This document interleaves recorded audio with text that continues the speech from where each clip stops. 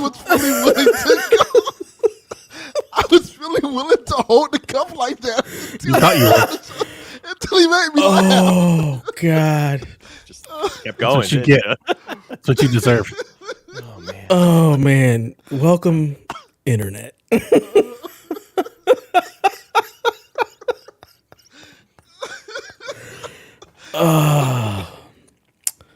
Well, you guys missed about 5 minutes of absolute nonsense. Delvin got a broke ass microphone. Yeah, Got that shit at that Had a lot GameStop he goes to. probably. Yeah, had a lot of drink in his cup apparently. Yeah. I hear Boeing is making his current mic, so That's true. Probably. Yeah, sounds about right. Probably also making his internet as well. You got that because Boeing we all know 1000. that's busted. Yeah, definitely. All the same. Anyways, welcome to Play Some Video Games. It's your boy, Dad Ninja Dev. There go my Joined as always by Donnie, Eat the Hype Reese, Delvin, who is a Winnie the Pooh stan, and the young G, Barrett 33. Getting younger by makes the another day. appearance. What's How's it up? going? Hey, what's up? How are we tonight, gentlemen? Feeling good. Doing good. Yeah. How about you guys? I'm here. I too am here. Doing good. Yeah. You know, Blood and Honey 2's on the horizon, baby. 36. We winning. The people champion. Who's winning? We, Not the people. the people. Got to double down on that Blood and Honey. The Pooh Bears. Great name. The Pooh Bears? That's Pooh what we're Bears. calling ourselves now? That's Yeah? what they call ourselves, the Pooh Bears. The Pooh Bears? Gonna walk around with no pants on. Whoop, can't do that. Sounds like some real Florida man shit. Just Yeah, no pants, I Yeah. forgot crop to get in top, trouble. Yeah. cut off t-shirt. Yeah.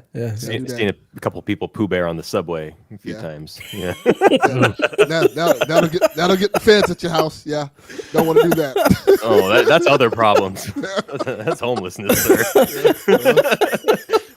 Then the feds need to be at your house if you're homeless. Like, hey. Oh, it gets wild out there. Good Lord. Yeah. All right. Well, you know what, Barrett? You're still kind of a guest. So what the fuck you been up to? Yeah, man. Should I get into Temporarily. gaming? Temporary. He's still on his temporary visa. Yeah. Yeah. I get to stay longer than D-Life gets his day pass in Chicago, so that's a Good. that's a plus. Yeah. He gets a half day pass. He don't even get that. He gets hours. Hours. Oh my gosh. R.I.P. D-Life. Anyway, yeah. So I was last on I think in January. Since then, mostly been playing Helldivers 2 and Final Fantasy 7 Rebirth. Both absolutely amazing. Amazing. Did you games. save the creek? We're going back to the creek. The creek's Craig? not fun. Creek Part 2 is about to happen. Oh, This is the Creek 2 sequel. is- The sequel's absolutely. gonna be crazy. Season 2. Yeah, I like yeah. it. Smoking Joe knows. Smoking Joe. Everyone knows what's going on. Speaking of which, playing Helldivers got on with some people in the community. Smoking Joe, Raven, TPR, Deb. Yeah, Oh, apparently you you all need betrayed help. them. I gotta get out there and help these guys. The more They're the losing merrier. the creek, losing ground. Y'all are in trouble. Yeah, We I gotta heard get Nah, this man. betrayed He Raven. just Fucking we your ass finished our kicked, latest apparently. major order. The Helldivers can have sex again. We're good. We're good. Oh, okay, that's good. That's good because once they said that, I was like, I'm out. Can't do Yeah, that. they Not playing that clearly they clearly had a thing with the bugs for a little bit, and it makes sense because like the bots. Hold on, what do you about- mean by that? You might gotta clarify that statement. bugs and bots, right? So I'm talking That's what it is. Helldivers. Being the the- hoops. Because So let me clarify what you said. Dev said we can have sex again. Then you said, "Oh, we clearly had a thing with the bugs." Then I'm like, I was trying to move on from the shenanigans. "Oh yeah." you So were I was like, saying. "Is this connected?" I Can was you moving fuck the on. Hold on, bugs? you see the things No. that he latches But you onto. probably would fuck the bugs if you could, Delvin. This is the Winnie Pooh element of this man. Depends on how good Yes. looking you Yeah, are. yeah. It's Florida. The Floridian in him just comes out. Have a Pooh Yes. Bear chase one of the bugs down with a knife, and he'll be all Now, about. he gave no fucks with Helldivers, and then you were like, he heard a slight innuendo that you could possibly fuck the bugs. I'm He like, perked hey. right up. Like, hey, maybe I need to get in this game. His game of the year. Yeah, he'd buy this shit tonight Maybe- if you were like, yeah, you can Maybe totally I fuck need the to bugs. save the world. Yeah, maybe I need to become a freedom fighter. What the fuck You you do? Go should. save the creek. Craig of the creek. Because Yeah, I love next it. you're going to be fucking the bots too, right? Oh yeah, even better. He's already doing that. Yeah. No, not yet. You don't think that exists in his closet? They haven't figured sure that out it yet. does. 100%. Once AI gets that right, then I'm all in, baby. I think they've done that. That's the the one thing, thing AI is useful for. Fucking. Wow. Anyway, That was, Helldivers. Helldivers, and I yeah. wasn't looking for. Helldivers. I'm gonna drink more. Yeah, Process everything that just happened. Cheers. Here, sir. look what you've done, sir. Yeah, Helldivers. So yeah, And I got it. Don't worry about it, man. I got your question. the bots we and the got it bugs, right? So they've been spending a lot of time on the bug planets in terms of like the major orders. So they've been kind of driving a lot of the players to those planets, and a lot of the people in the community suspect it's because the autos are kind of a bit more bugged right now. Like the balance isn't quite as right in an auto game than it is. They are some assholes. They're assholes, and like you'll play like just getting worked. you'll play a level 7 difficulty bug, which will be like comparable to like a level 4 or 5 difficulty bot mission. So like it's just the scaling's not quite right. So they're clearly working on it, and I'm excited because it sounds like maybe they've tweaked things. There was that rumor of that new like automaton like Now just thought of large unit Delvin coming. having an AI robot that you could level up. And you'd be like an RPG, you could work your, like I was like, then. Could you imagine? Yeah, that's a good idea. Good God. Make it happen, Sony. So, oh my gosh!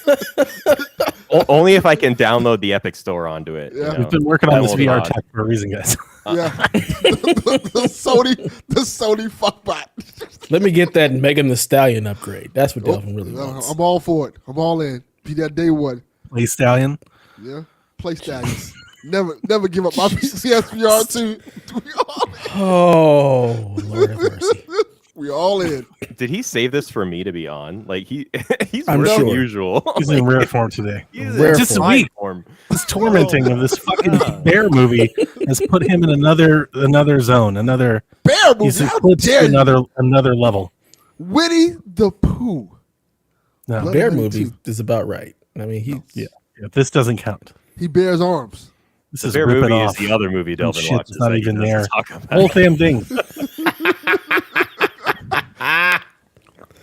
What you got in your cup there, Barrett? What you drinking? I'm drinking coffee. Coffee? Coffee. I know you get down. Thank you, Capri. Where's the real drink? Where's the drink? I think it's a little Woodford. A little bit of Woodford. I appreciate Okay. that. All right. Does the soul good. Yeah, absolutely. You know. But yeah. So they're bringing the big guns now. The autos are rumored to have a really large unit coming in, like an ATST looking thing. Like, gosh, dang. Anyway, moving on. We're not staying there. I'm excited to see what they're going to do there when this major order comes in. It's looking pretty cool. Excited So to that's see that unit. I'm excited. Yeah, bring the unit. Let's go. It's gonna be awesome. Big Have you seen Helldivers? There's some crazy stuff in this, man. This is crazy. Anyway, yeah. So having a lot of fun playing it. It's been going really well. I've been playing Final Fantasy VII. Next game I'm going to kind of go into, but kind of touching back in on Helldivers. Like one thing I really appreciate it, which I think I'm just appreciating this in games more now. Like as I'm getting older. Is like I like the simplicity of like just getting in, you know, like it's so quick. Like you just pick, you know, you pick your loadout. God, this show is so rough with all these innuendo right now. Anyway, You did that to yourself, sir. You should have known better. were I it was not gonna for let the it slide. pretext, established Wow. by Mr. 36, I think I would have Correct. been in the clear on that. Mhm. But anyway, yeah, man. So yeah, it's nice to play a game where like you can just get in the game right away. Like, you know, I'm used to playing Destiny and stuff, and like, dude, Dev knows what I'm talking about. Like, there's some weekends where I get myself some coffee, you know, and I'm like, you know what, it's time to work on my build. And I don't play Destiny. I just spend 2 hours working on my builds for the new season to make them Whoa. work, Yeah.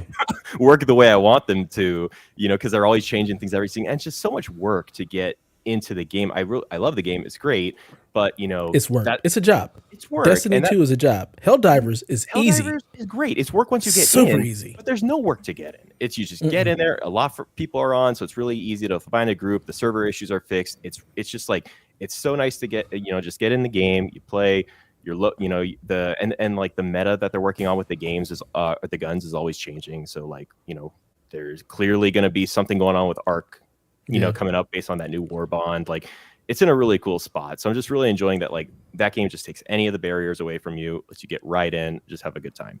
Yep. Dope. Yeah, really good time. Final Fantasy VII Rebirth. I'm in chapter 14, which I believe is the last chapter of the game. So I'm like right at the end. Yeah, I'm 90 something hours in.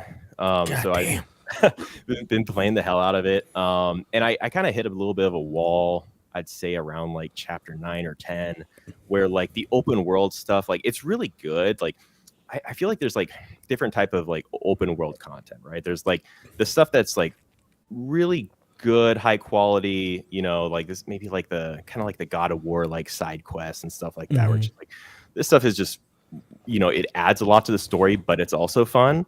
And then there's some, games where like the things you're doing like on the side is a lot of fun, but maybe sometimes it's not always like enriching the story or what have you. Right. And then there's some not stuff consequential. not as consequential. It's not essential viewing. I get exactly. And there's some games where it's like it's both inconsequential and not fun, and like that's like the worst.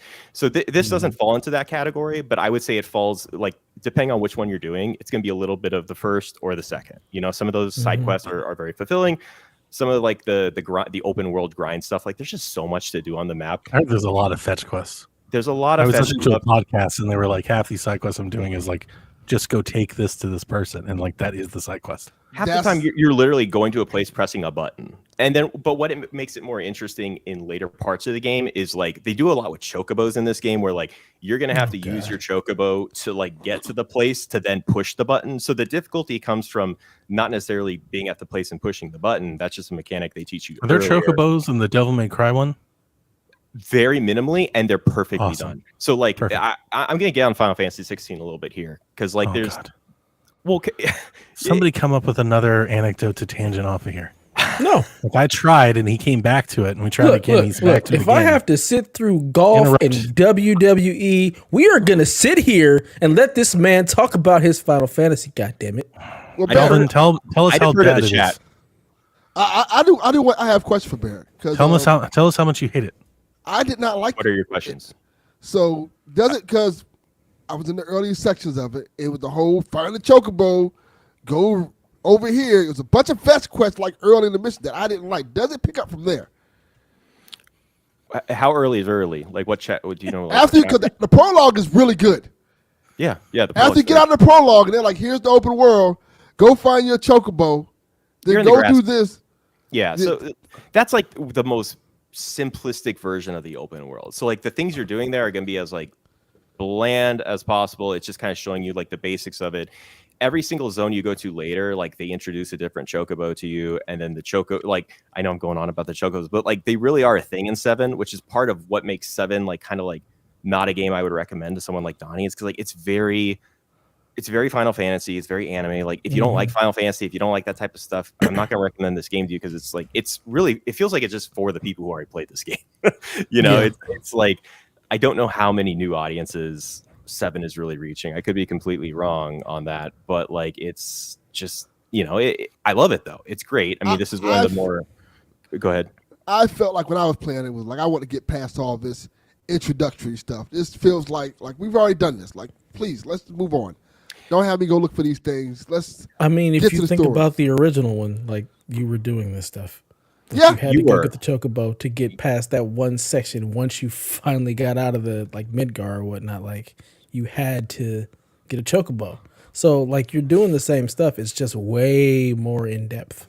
Yeah, it feels a lot. It feels way more stretched out. I'm like, I don't want to do this. The first game really does just feel like a demo, basically, for the second game. Like the combat is improved upon.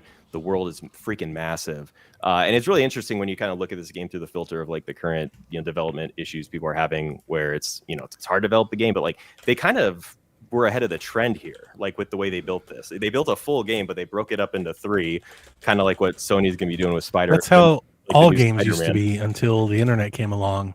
It's like it's got to be 30 hours. Complaining about games sharing animations and assets. That's how every sports game. That's the model. They build the engine, and then they sell 8 games on the engine, and then they start recouping their costs the second or third game in, and then they build the next engine and do it again. I was following That's how. that, by the way. That's why all of our games used to come in 2s and 3s, right? They took a loss on Gears 1 so they could sell you Gears 3. Build a bigger Like that's audience the for whole sequels. point. But we got to a point where I want to say, like, generally speaking, like fans kind of started to reject that. If you remember the 360 days, people were talking about over sequelizations, and now like we would kill to get 3 games, to get 3 GTAs in a generation. Like we'd be lucky to get 1, but like there was a reaction to that. Also, games do cost more, so it's harder. There's more of a risk to greenlight 3 games than just 1. So that is definitely, I'm not omitting that reality, but I generally think like when you see people complaining that the boat animation in God of War is the same, this is why we don't do that anymore. Yeah. It's like literally a sequel to the first game. I feel like Ubisoft is like one of the few companies that still does that.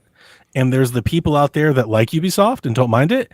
Then there is also a very vocal group of people that hate Ubisoft and call all of their games cookie cutter and the same and like all the stones that everybody has thrown at Ubisoft forever. And I think a large reason why they say those is because they talk about their games feeling formulaic. Yeah, it's because they all share assets and systems, and you have played it before. And they change the story and they change the characters. They try to give you a new reason to play. But generally speaking, if you've played an Assassin's Creed game in the last 8 years, you know what to expect. They kind of all play the same because that's their model. That's how they build games. I understand why people throw the stones that they do. I just don't think, again, in the climate, I just don't, you can't have it both ways. There's you can't so many talk, goddamn games out there. If you can't don't talk wanna about play one side of your formulaic mouth, stuff, find something else.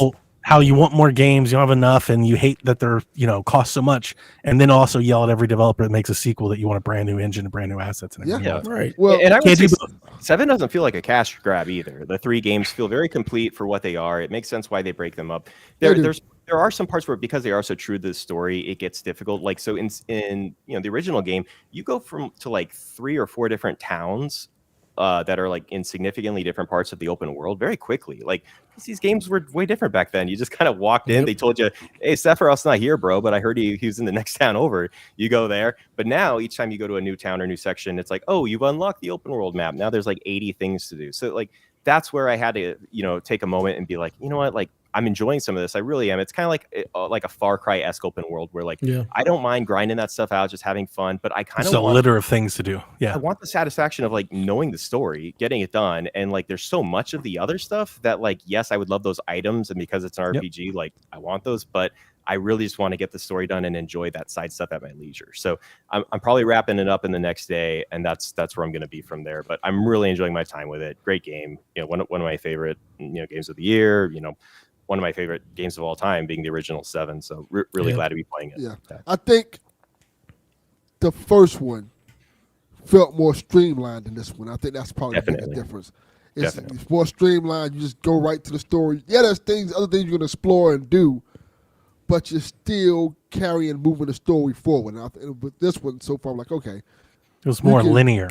Again, that's and you were trapped exactly in how Midgard. the first game was. Yes. You're stuck in Midgard. I agree. It's literally just playing out the same way the original game did. Because once you got to Midgard, everything opened up. There was just so much more to do. You're like, holy shit, I didn't realize there was a whole world. Is that why back in the day people really liked it? It was like there was a lot of people's first introduction to something like that?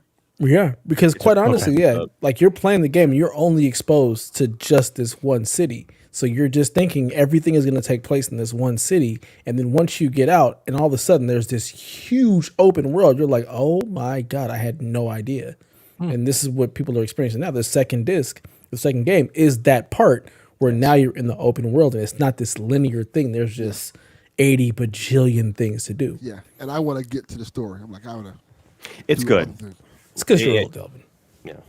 Yeah, that too. I never denied I was old. I accept it now. Shit, you're about to be even older next week. Yeah. Old I'm ass just man. accepting it. One more year closer to death. I'm rolling on Donnie train now. Donnie the got baby. Conveyor belt don't stop for anybody. Yeah, just that. You think it does. You don't think. You take a moment, you look up, and you're like, oh, shit. Coming. That conveyor belt's coming. I listened to a YouTube video of a psychologist talking about how people should take the time to enjoy more of their life. And they told them to, instead of counting birthdays, start counting like seasons.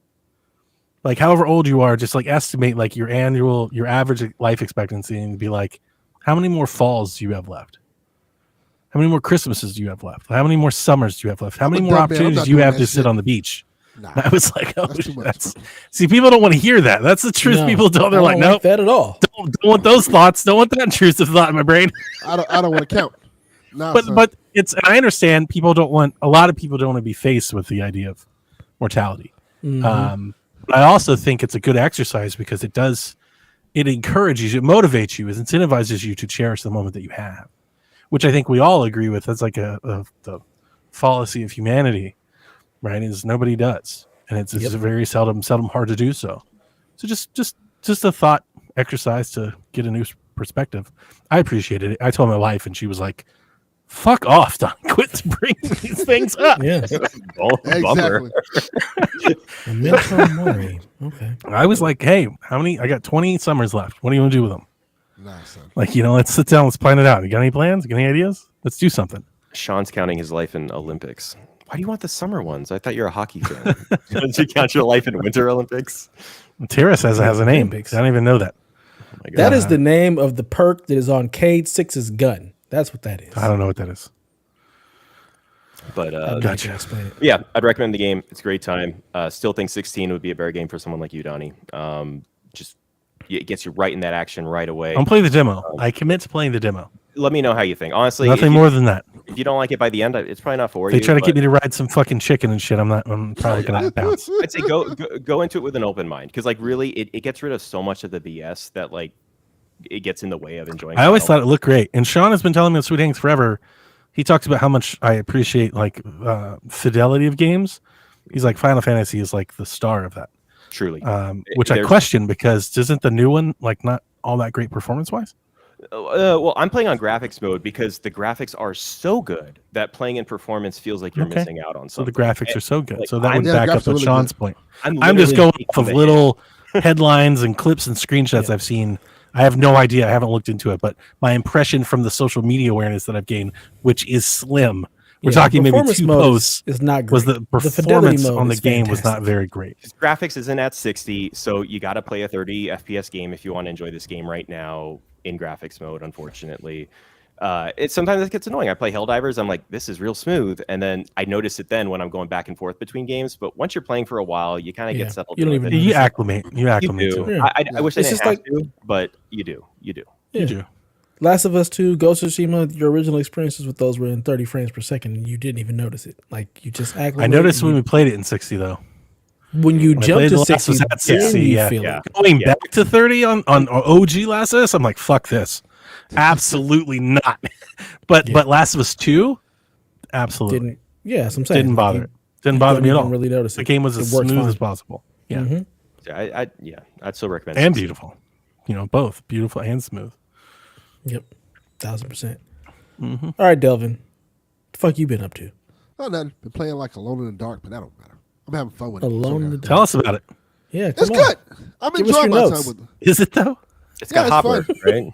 Yeah, it's Hopper. It's good. Like Winnie the Pooh 2 is good.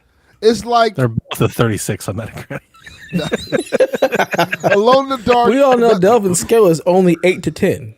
Nothing lower than that.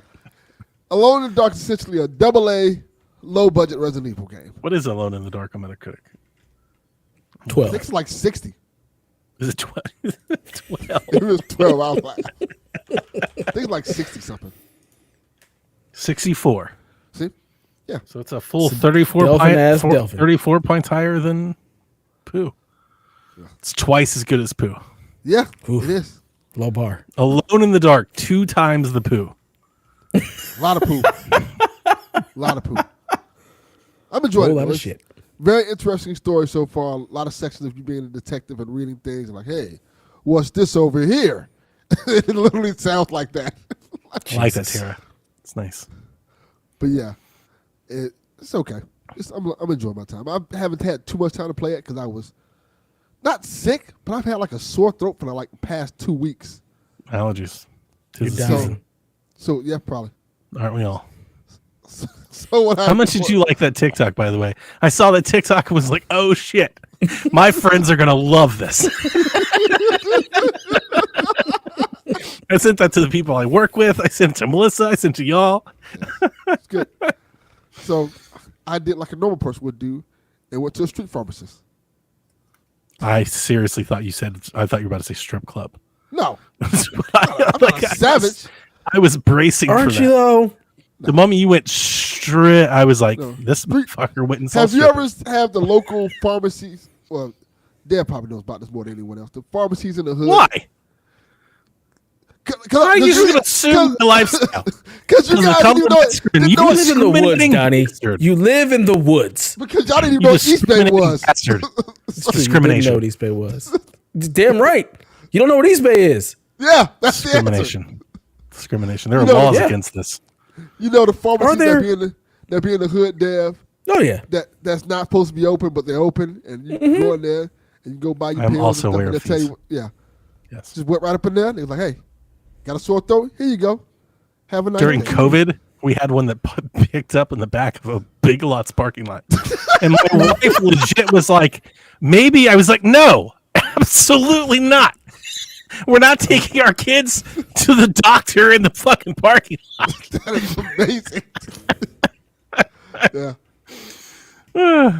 But yeah, that's when I went to the pharmacy, got hooked up, started to feel better. They gave me a little prescription. They gave me little pills. Wrote on it, hey, take this once every 8 hours, and I'm good. Get you that tussin? Yeah. Well, it's Roll some testing on it. probably shouldn't say what it is, That tussin down in the bone. but I will Oh say shit! this. Some Xanax? No, it wasn't nothing like that. But Oh, okay. you go on one of those pharmacies because they have cameras Oxy? all inside of it. I saw a documentary on these. Yeah. They have the cameras all inside of it, and you can't take your phone inside. There's a documentary on Netflix about how these people made millions of dollars over prescribing the shit out of these things in Florida. Yeah. They've set up a whole fucking ring about it, and the FBI had to take them down. Like, it was a whole Oh my thing. God. Yeah, Yeah. it's a very well known. Florida got pharmacies that you just show up to, Yeah, Yeah. and they're like, "What's the matter?" You're like, "I'm anxious." And they're like, "Here's some oxys." There you go. Yeah. That's essentially what they do. How many do you Nah, need? 50? nah. No paperwork. No No, paperwork. no. We don't know who you are. Nope. You know who you are? Just give me the We money. don't want you to know who we are. Yeah, Just cash. Cash only. Just let me know what your symptoms are, and we take cash. Your only. dog died? Here's some oxy. yeah, You don't like it when it gets dark outside? Here's some oxy. Here's- yeah, That's it. yeah. Yeah. Don't ask no questions. Keep it moving. No snitching. Yep.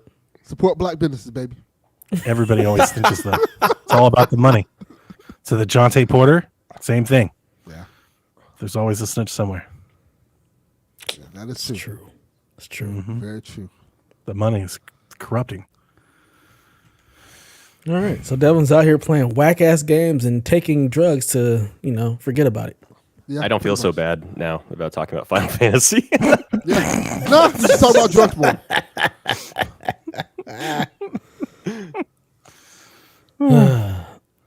Anything else going on, Delvin, or just lifing? Life is miserable. Yeah. Yeah. I think, do you ever think of like the innocent, well-to-do minds that we corrupt with this podcast, like the reach of this show? Yeah, No, not at all. No? I do all the time. His name is I D don't Life. That's what it is. D Life. D-Life's in the boat with us. He I'm is talking about now. actual He's a good kid. good people. He's a Probably, good like kid. married to the games listeners. He is. They probably now. found us there and they were like, man, Gabe's such a good guy. I'm going to give these guys a listen. And they listen for like 15 minutes. They're like, what? What in Yeah. tarnation? This is not wholesome. Years ago, This is not the podcast. when you're I looking met for. D Life at a convention, the kindest, nicest guy. Lovely wife, lovely family, great guy. Then he just got in this community and just warped him. Just completely warped his mind. Now all he talks about is his What's goddamn his feathers of handhelds. mine? Fucking handhelds. Him and his goddamn streaming and handhelds. No, aren't just- handhelds don't claim that. It's just phones. That's not a handheld. That's a phone. Yeah. If it's Those are in your different. if it's in your hand, it's a handheld. All right. I Bullshit, beg to D-Life. disagree. If it's a screen you're Handhelds. holding on to, Handhelds play games. Phones play phone games, and there's a difference. hey, Yeah. you let Daniel they talk. Resident Evil now, I guess. But They also play Flappy Bird. That's like one phone. Yeah, One they're phone great. plays Resident Evil. That's not phones. One phone plays Resident Evil and Death Stranding. Only thing your phone should be playing is shit like Wordscapes. All right. They this other play If your Plants phone vs. could play- Zombies and Farmville and Wordle and Those are the good old days compared to now. Snake. Brick Breaker. Bring back Yeah. Farmville. We know you play everything on your phone, Daniel, and that's part of the problem. Very much so. Grow up. Be a man. Play a console. Enjoy a chair. Sit down for an hour. Get Go a screen. A espresso. real screen. Enjoy your gaming. Enjoy the sit. Experience your games. Yeah. You're over here just settling for less. It's terrible. It's such a throwaway experience. It's so disposable Like his phone. on the phone. Throw I it would away. say you deserve better, D-Life, but I don't really doesn't. know. He doesn't. All right, my week has sucked ass. Work has been terrible. We had an outage last Friday due to one of our... we have a generator test every Friday. It killed a Symmetra, which took down our SQL cluster that kind of controls everything. Completely corrupted the SQL cluster. All their Nothing was working. databases. Corrupted it. Corrupted it. They Completely had to be corrupted. recovered. I don't know what any of that means. Wow. Kill some girl Yeah. named Symmetra. Rest in peace, baby girl. And some data's So- got shot. I don't know what's going on. We just now got everything up. We had to completely take a recovery or take a backup and rebuild like our financial stuff just so people could get paid because this was also time card Friday. So we had to do all of that. So Good times. everything was down. It was just, and it's just been a complete clusterfuck. You're We're kind of also living the moving- taste of my life here. Yeah, exactly. We're moving into a new ERP system that goes live on Monday. So we've also Yeah, been you know dealing me. with that. That So won't go work wrong. has just been, it's been a pain in the ass. So I have been just exhausted dealing with all of that. On top of today is my mom's birthday, so I'm in my feels about that. Yeah. So Happy birthday, Mom. yeah, it's been a week, and after this podcast, I'm going to go and eradicate bugs and automatons. We're gonna do some hell diving just to blow shit up. Yeah. So I forgot you. Good Like times. when we finished the podcast, it's like 10 o'clock there for you, and it's like yeah, so 4 a.m. in the morning. 2 in the morning for us. Yeah, he go to work gets to in watch 3 hours. breakfast football. I'm so envious. it's I the miss best. that. Look, you left. That Brunch- was on you, Barrett. You could be living this life. You chose to leave. 10 It's on a.m. you. football, so good. It's the best. I get football all day long. All day. And when you it's can still done- do stuff when it's done. Exactly. It's great. great. I will never leave the West Coast. Can't do it. Can't do it. It's great over You here. can. You can. Plus, it's my kids' spring break too, so they're here all the time. Yeah, It's a lot. I don't like that. Yeah, I love them though. My daughter turns 13 this year, and she's actually at her first formal dance tonight. Sorry to hear that. Nice. Not ready. Not ready at all. That's how that works. Yeah. So that's what I've been up to. Only game I've been playing is Helldivers. That's literally it. It's the only game for me right now. It's great. It's easy to get into, like Barrett said. It's just, it boots up super fast. You're right on your ship, and it's time to go kill things. Barrett has jumped into my game a couple of times and got me out of some sticky situations because, good God, some of them fucking stalker bugs, Jesus Christ. It gets crazy. Assholes. Fucking crazy. assholes. Didn't you kill Raven? I did, because he helped me get Good. a trophy. We were all playing together, 4 of us, and I was trying to get the one where you need 15 samples at extraction. And I didn't really see where he dropped them for me, but I knew he had some, so I just threw a grenade at him and blew him up. Good job. I appreciate I was that. like, Do it, oh, sorry, Raven. do it I already again. had yours. Yeah. I appreciate that. Thank you. He's actually very knowledgeable about Helldivers. I'd say in the community, he's probably I the don't care guy about that. who's Just got kill him some more. the pro Anytime you intel. see him, just shoot him. Oh, man. Another one of your community beefs. Yes. How can we keep track of all these? All he's got is community beefs. I don't Yeah, know that he's man, got just any actual creates enemies. non-beefs. Yes. Because, like, even me and Delvin, like, I love him, but it's beef. If I see him, it's on sight, you know? Yeah. He's This saving was him up me for as the dude, most epic and we're diss beefing track now, of and the world. I don't even know if I'll show up at Shack this weekend. Might have Garrett back again. Oh, and then I'm definitely not showing up.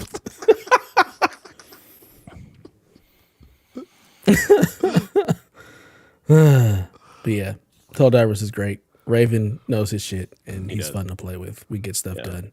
So yeah, community is all playing Helldivers. It's really nice to see everybody kind of getting together and playing the game. It's really cool. So, Yeah. I feel like it's going to stick around too at this point. Yeah. Like it's been a couple of months. It's not obviously going to keep doing like double Call of Duty numbers on Steam. That's going to end one day, but like its stickiness is there. Like I think this is a top 10 Steam game for probably the year if they don't mess it up big time. How many other player versus everyone things is out there? Destiny's like the other good one. Like I mean, Yeah. you know, That's what I think. Like Helldivers just kind of sit in a new space. Yeah. You know, like I'm sure you're right, but it doesn't have to compete like directly with the Fortnites and the Call of Duties and new expansions and new seasons and new games because It's a whole what different it vibe. offers is completely different. Yeah. And there's a community for that. Yep. Exactly. It's co-op versus competitive. So Until something else like it comes along, I think Helldivers is fine. It like filled the Left 4 Dead void that hasn't been filled since Left 4 Dead left. yeah. You know? That was And it good. doesn't seem like there's a whole lot of interest in making games like that. There's not like, are there a whole lot of player PvE games on the horizon that we're anticipating? Like that's not where the industry is. Yeah, it might change the trend, but it's gonna take 4 years for one of those games to come out. Yeah, it'll take now. 4 or 5 years for somebody to make it, and then they have to compete with an entrenched Helldivers that has people committed and earning and levels, and like that's a whole separate thing.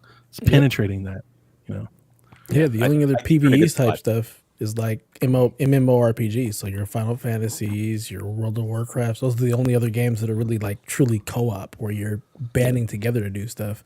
Yeah. But the barrier to entry to those games is so difficult. Helldivers is super easy to get into. You die. Hop in and play. Yeah, even with when you start off with the shoot stuff, and you'll progress eventually. yeah. Whether Even the you're good or entry level bad at it. guns, like you're still using them later on. Like you just keep gaining more stratagems and stuff. It's super easy to get into, and it's always fun. Like Very it's, well made. It's nonsensical What I fun. see. Yeah, very optimized too. It runs fucking great on console and on PC. Like it runs great. It's very smooth. So yeah, good times. Nice. All right, Johnny, what the fuck you been up to? I mean, I don't have a whole lot, so we can like skip me if you want. I'm playing Absolutely Red Dead. not. There's no, Absolutely nothing else to not. skip. The Red Dead. skip We need the Red Dead scoop. I'm playing Red Dead again, like still. It's just been like 4 or 5, 6 weeks in a row, right? Yeah. So I played it the other day, had a blast, still enjoying it. I talked about What's it in the coolest Discord. thing you've seen so far from Red Dead? I don't know about coolest thing. I am starting to encounter, like more of these just kind of like crazy people, that talk to you as you journey through the world. People just kind of come out of the woods with things to Yeah. do. The only difference is, I think I'd be shocked to see if anybody else is playing it like me, or as I'm like murdering every one of those people. Okay. Oh god. Like I am trying It's to Murder get my- Simulator 2024. I'm trying to get my evil bar like all the way down as much as possible. It's his dirge playthrough. It's actually hard to do. But like this one person came out and they're like, "Yo, you gotta help me. A snake bit me. I need you to suck the poison out." And I was like, "I'm just put a bullet in your head." Like there you Yeah, go. problem And then I solved. like steal it and And this girl came out and she was like, "Yo, I need can you take me home?" And I rode her all the way home. She's like, "Thank you, mister." And then she's gone too, like right in her front yard. So Why'd you take her home though? Just to do that. So he thought can it'd be see more where she's fun in that to way. rob her. I Like- thought it'd be more fun that way. I gotta get to your house to I rob you. robbed grandma. Did you still I get robbed that? grandma and then waited for her kids to come, killed them too. Oh man. So, Wow. All right. I'm not always doing that, but like when given the option to be evil, I'm trying to be that way. Do you think But you're gonna finish the game? not to like my clan. My clan is completely different. Like super nice to them, doing all of their things and like trying to help them as much as I can. But like to just general gym pop, y'all are NPCs. Y'all don't matter. Do you think Try to you're get gonna this finish the rank game? down. I have no idea. Probably not. No. Good I luck. think I'm just enjoying what it offers me right now until something better comes along. And the good thing for it is like the timing is honestly kind of perfect because I have nothing going on right now and like in for the foreseeable future. I don't have anything that I'm like waiting to drop on Switch.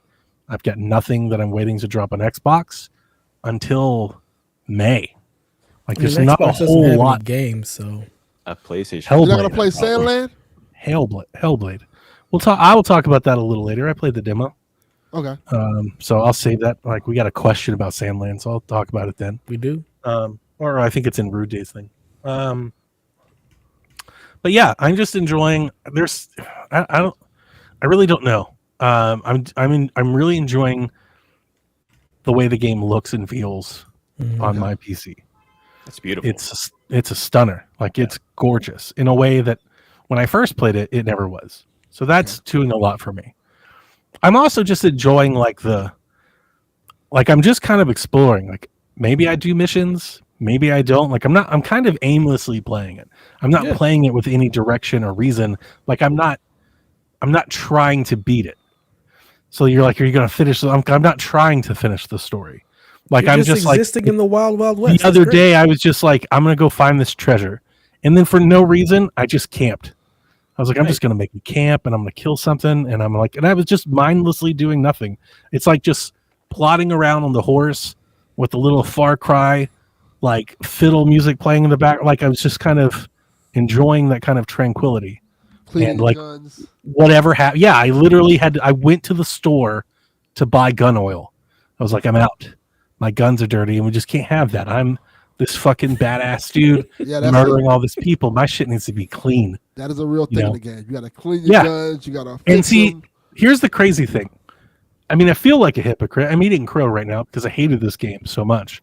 I hated it for all of these reasons. Like I hated that I had to eat food, that I had stamina, my fucking horse, the fact that the animations were so long and deliberate about every fucking thing you do in the game feels exactly like how I'm talking to you right now. I hated all of that. And here's the thing, I still kind of do. But for whatever reason, a different time, a different place, I think it's because I'm not trying to beat the game. I think it's because I'm not trying to progress. I'm literally just like you're being a cowboy.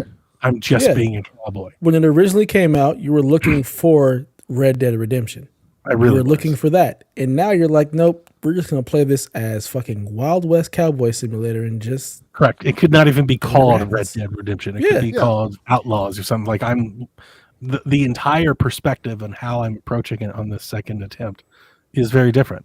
And like I said, it's just kind of, there's that GTA-ness that I'm getting out of it, that I'm wanting. Whereas like, I just want to kind of exist in a world, and I'm looking around. I'm like, man, that's a cool looking canyon. Yeah. Let's go down there. Like, let's go down there and see maybe there's something down there. Maybe there's not. I killed a bear. Like I saw a bear and I was like, fuck that bear. Like I'm going to kill that bear. That's what we're about to do today. As you should. Yeah. So like, I'm literally, I feel like I'm playing it a lot more like a Far Cry game. I really do. Like I feel like I'm scratching the Far Cry itch more than anything else. Like that's the thing that I feel like I'm getting out of it. And I'm just doing that. The other day I just took a bath. My clothes were dirty. I was like, shit, I need to take a bath. That like when I first time I played that, I was like, this is stupid as fuck. Why do I have to do all these monotonous, tedious things? And then today, dude, I don't know when did this game come out? How many years later is this? Like 4 years 6, ago? 4 or 5, somewhere around there, yeah. Like 6 years ago. However many all these years later, I still probably think that, but like, I don't know. It just doesn't bother me now. And here's the thing: if you're a listener who's like, Donnie's full of shit, maybe I am, and I just own up to that. I can't explain to you why.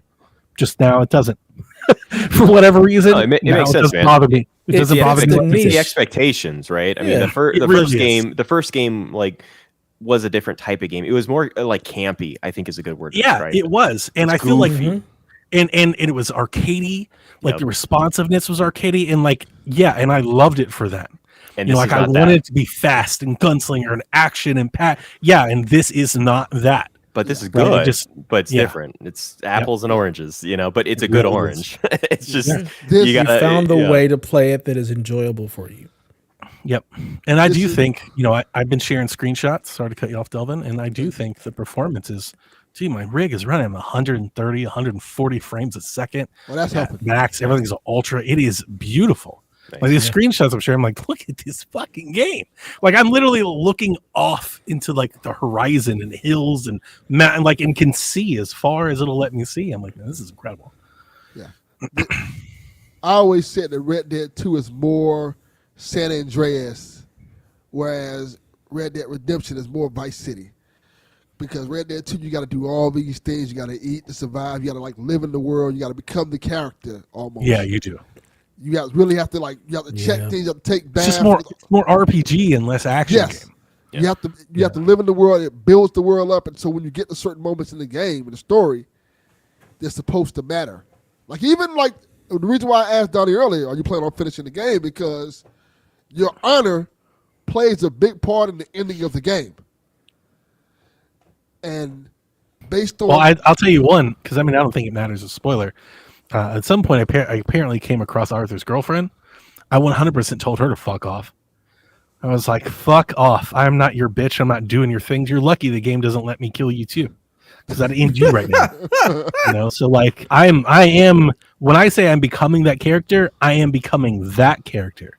Like I'm trying to think of myself like Johnny Ringo. Like I'm like, no. I'm like the evilest dude out here. Okay. Like that's the character. This is the Arthur Morgan that I want to be. Like they're outlaws. They rob, they steal. Like they try to have like some sort of we're good people. They're not good people. No, they're not good people. These aren't good honor people. among thieves type things. Exactly. So just us. I'm not playing this with the under impression like, but I am good down under. It's like, no, I am not. This is about survival, and I'm surviving better than everyone else. I started playing that way, but as you progress in the story, something happens. We'll see. And it becomes more of a different story that you can you can continue playing the way you're playing. I particularly like playing games like this because especially when the game pushes back. This is my favorite thing about Infamous and Fable.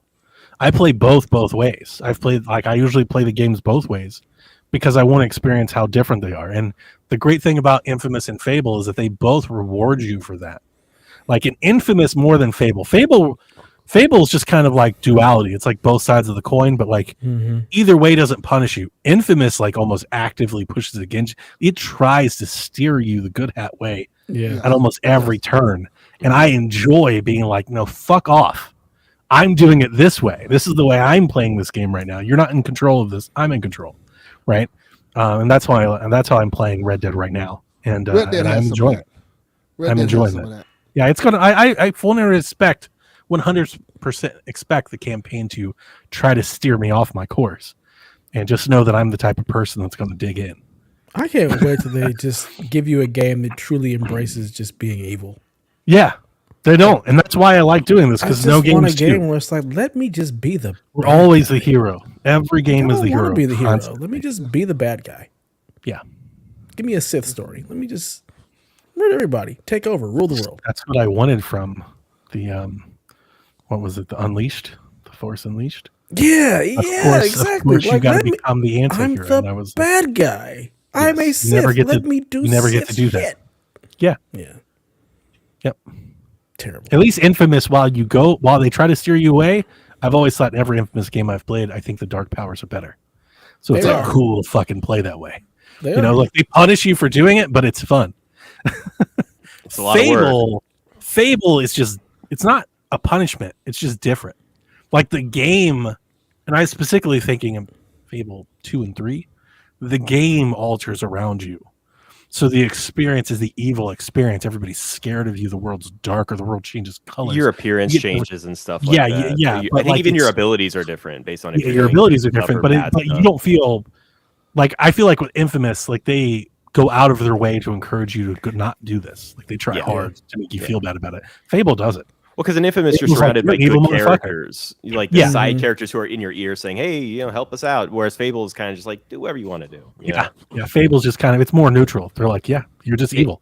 If you're looking for an experience that really lets you be pretty evil, I'd gotta say Baldur's Gate 3 is like the more recent game that does. I know it's another 100-hour game, but it really does that well if you want that. Yep. Yeah. The other two Baldur's Gates do it as well. Like it's truly RPG, and you can play the game chaotic evil However you want. It's nice. Yeah.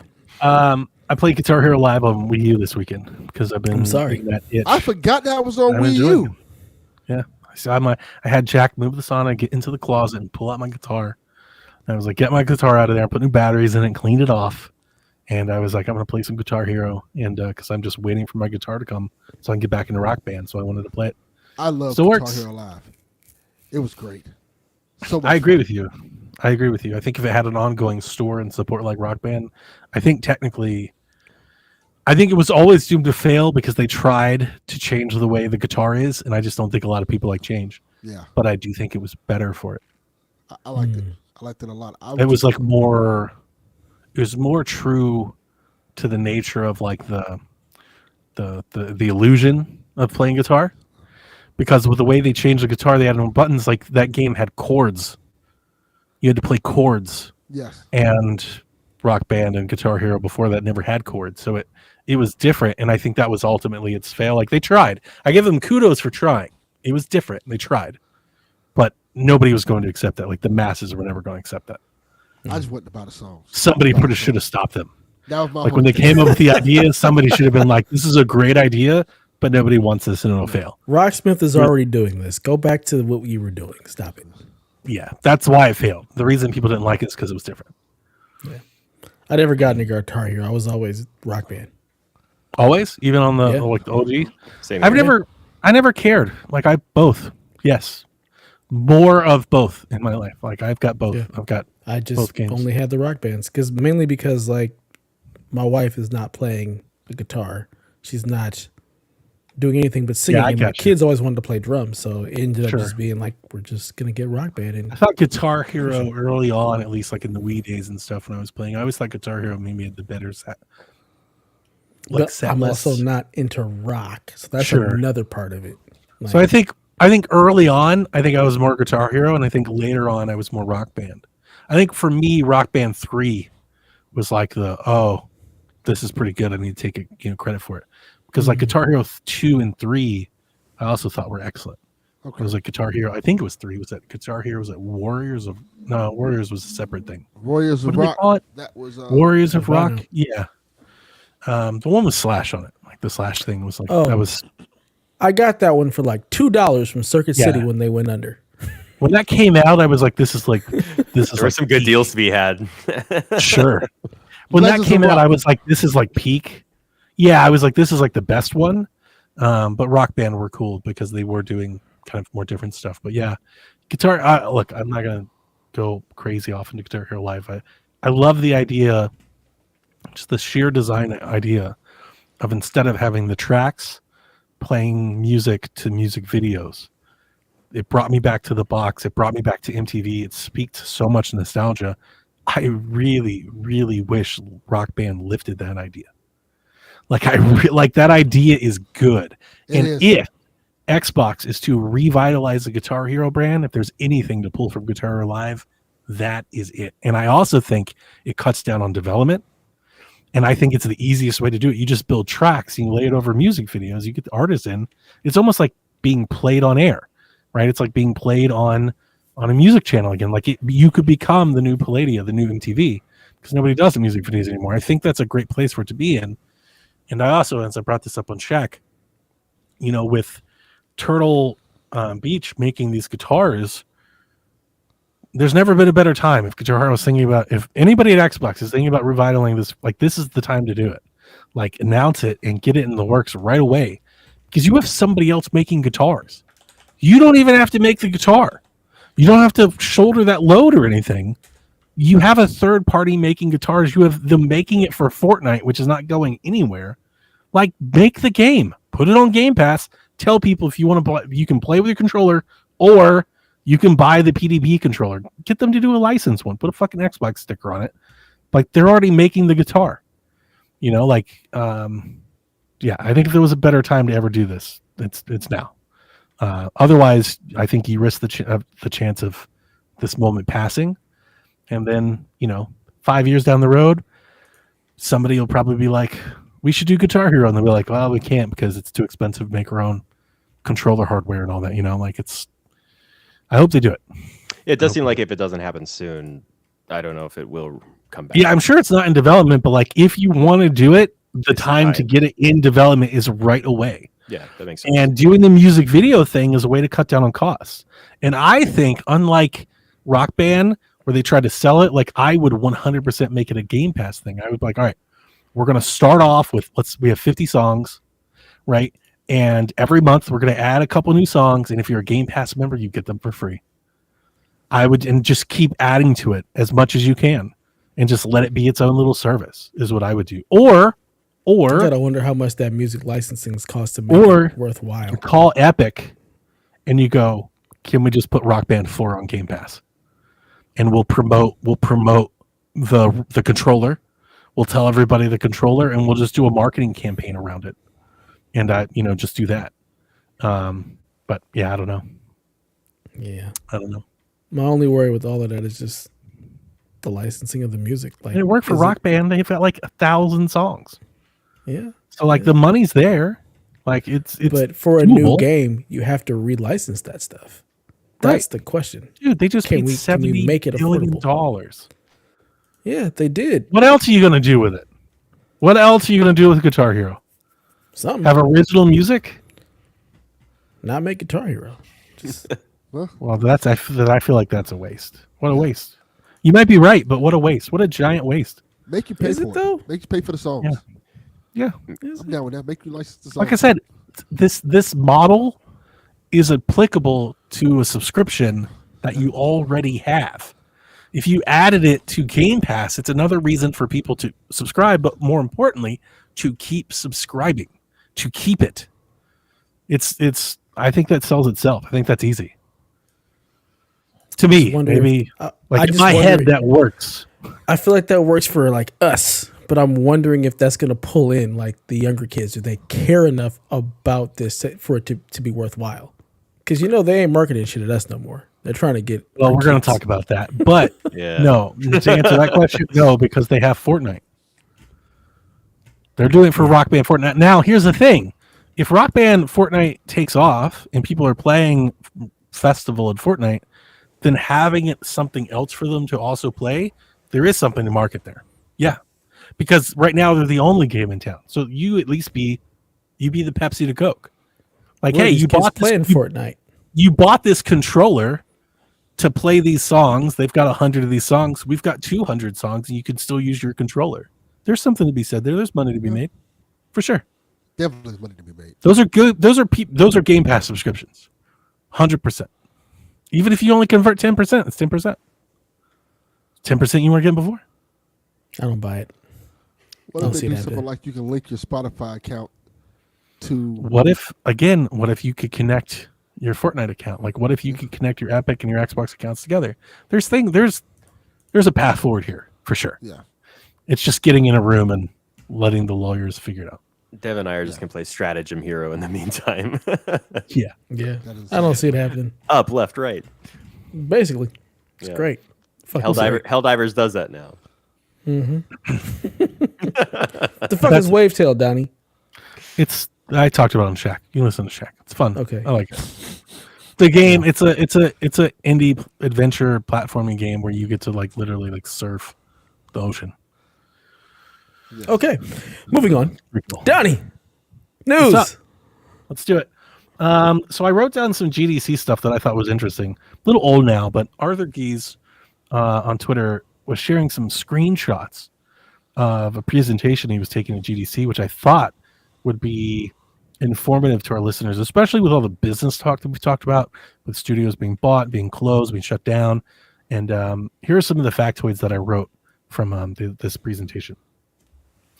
The average quarterly playtime has decreased in gaming overall 26% since Q1 2021.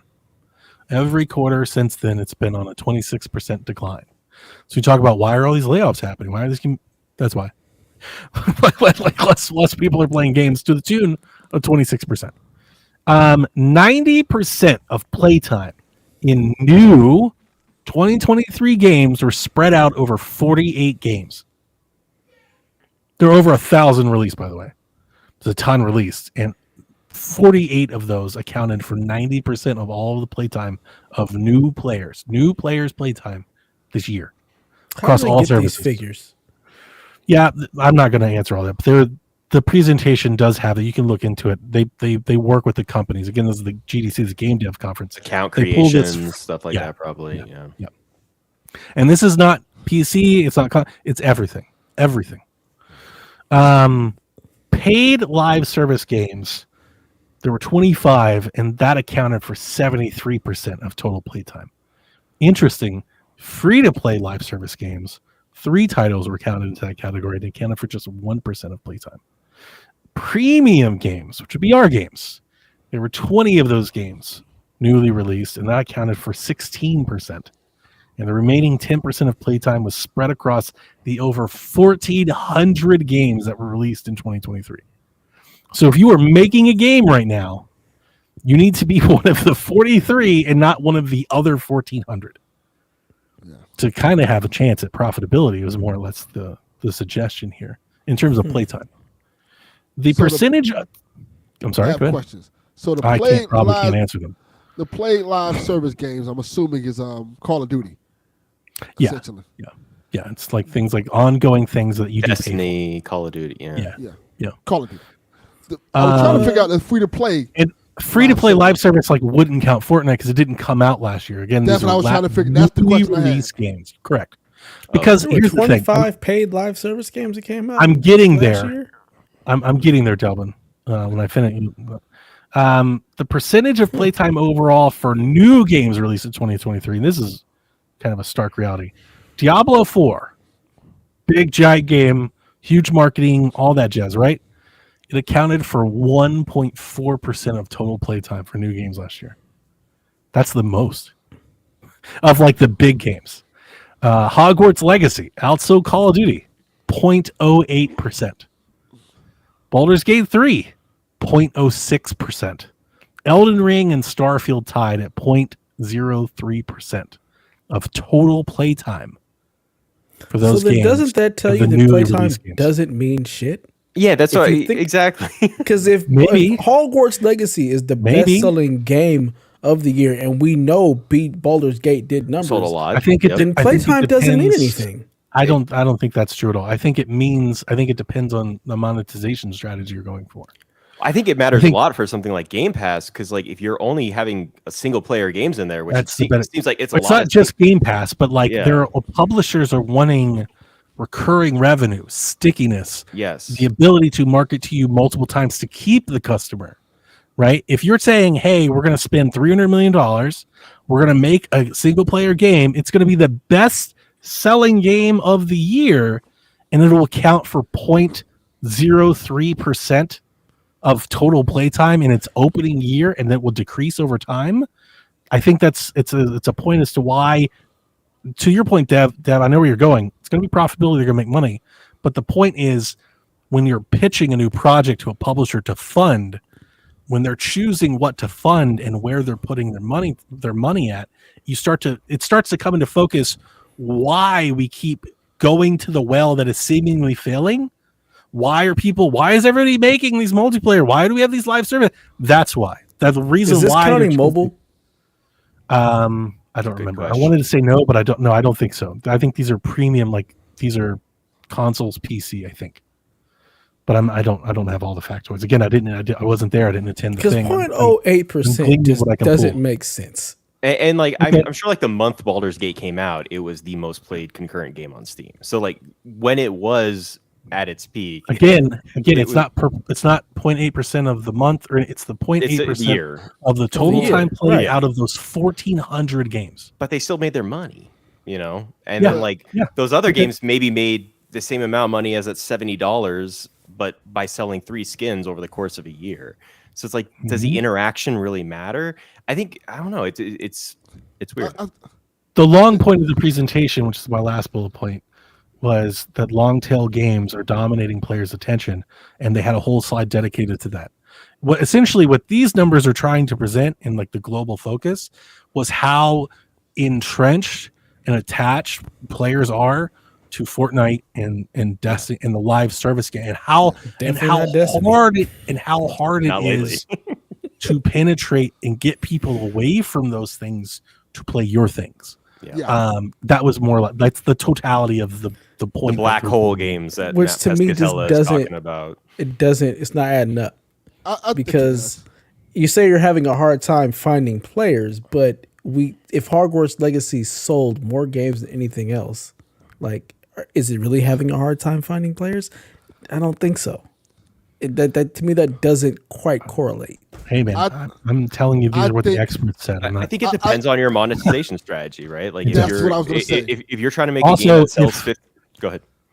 I was just about to say, if you're equating playtime, like maybe people didn't finish the game. We've all seen that with all of our single player games. Like how many people reach the end or don't even get the achievement for the halfway mark. You know, like maybe they bought it and just didn't stick with it all that long. Or they just were offline because fuck being online while I'm playing. I doubt that, but maybe you're right. And the consoles don't work when you're offline half the time, so I doubt that's Yeah, the they case. do. For those type of games, you don't need to be online. Not to if play they're not Hogwarts updated. Legacy. Not if they don't have a DRM check. Even ready. even if Go you offline that update, long, Dev. That's Go not no. offline. That's not true. You can't just Yeah. go offline indefinitely. You can't. The console won't work.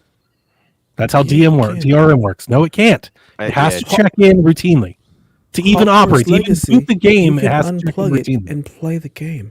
Not forever. Not indefinitely. Plug- the console has I can't an see it. You offline plug date. in. You plug in. Oh, we're good. Unplug. Just saying, it's possible. But to Donnie's I know a lot of people point, who just play offline constantly. I think Not- that would be not for such long, a you can't. minuscule amount I of think it's people. like 2 weeks.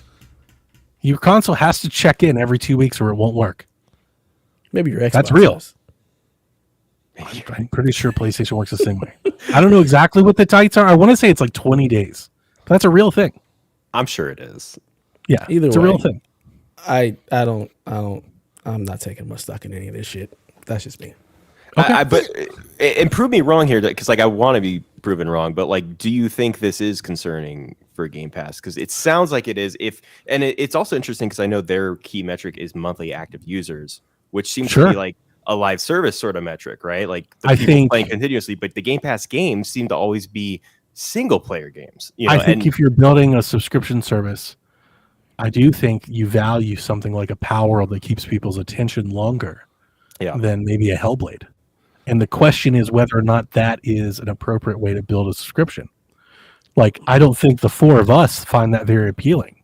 No. The question is, does the numbers outweigh what the four of us think? And I think these numbers are saying maybe that's the case. And I like was Power gonna World's say- unique. Oh, sorry. Go ahead, Delvin. I was gonna say, looking at this stats, it makes kind of perfect sense to me. If you look at the audience, like so many people play GTA Online. Correct. You have Call of Duty, then you have Fortnite. So many large audiences flock to those games. Even want to talk about something like NBA 2K. I know people don't think about it like a live service game. It's a sticky game. People buy it and play that game. Yes, and then people just buy that Definitely. game, and And you can keep marketing to it, and that's why you've got Ultimate Team and cards. And yes, that's the ultimate point of all of this. These numbers aren't wrong; they're real. Yeah. This isn't a biased party; it's a third party. Yeah. At GDC, the Game Developers Conference, they're not wrong numbers. The question is, what do these numbers reflect? Make of it? Yeah, I mean, you could just make another Suicide Squad and make no money, or you can make a good live service game like Hell. The other thing to think about this is like it's not that 0.3% is bad. I think if you're looking at the total hours played, you're just showing that look, even if you make this big giant game, this is how much. Even if you sell tons of copies, this is how much it's being played compared to these 1,400 other games. Like that's just saying how there's much a lot does of the people time playing played a lot of even different convert games. into money? Like that's the other thing. Oh, they know that. If they're playing they know forever, like Fortnite knows forever, that. but if you're Fortnite not knows, buying anything, you know it that doesn't matter. Fortnite has a monetization per user thing, and they're definitely pushing that metric 100%. Yeah. Every console does. PlayStation has a monetization per user rate, and so does Xbox. Like that's the thing that they're trying to up. If I was looking at this graph and I was making single player games, this would kind of tell me maybe we should make less expensive, maybe shorter single player experiences, so we can get more money out of it. Maybe don't go in on a 6-year development single player game. Yes, maybe go in with a 2 or a 3-year single player game. Yes, so I would limit your risk. Yeah, I wouldn't more money. I would limit my risk in case this busts and we don't pull it off.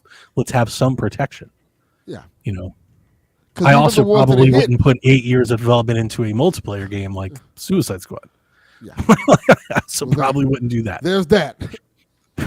Because ultimately, when they did pan out and they were talking about how this year matches up with other years, they really showed how these long tail games have dominated this generation.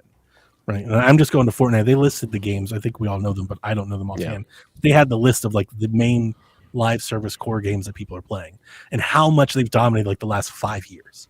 So if you're a game maker, maybe don't put all of your eggs into a 6-8 year development term trying to break into those 8, because chances are you're not going to make it.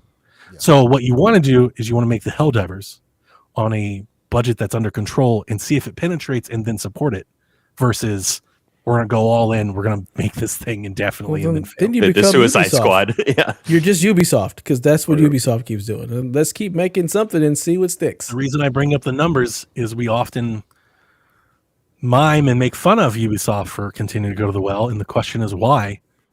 That's why. Yeah. Sony's doing it too. Yeah. To them, trying to break into this is more valuable than making the other thing.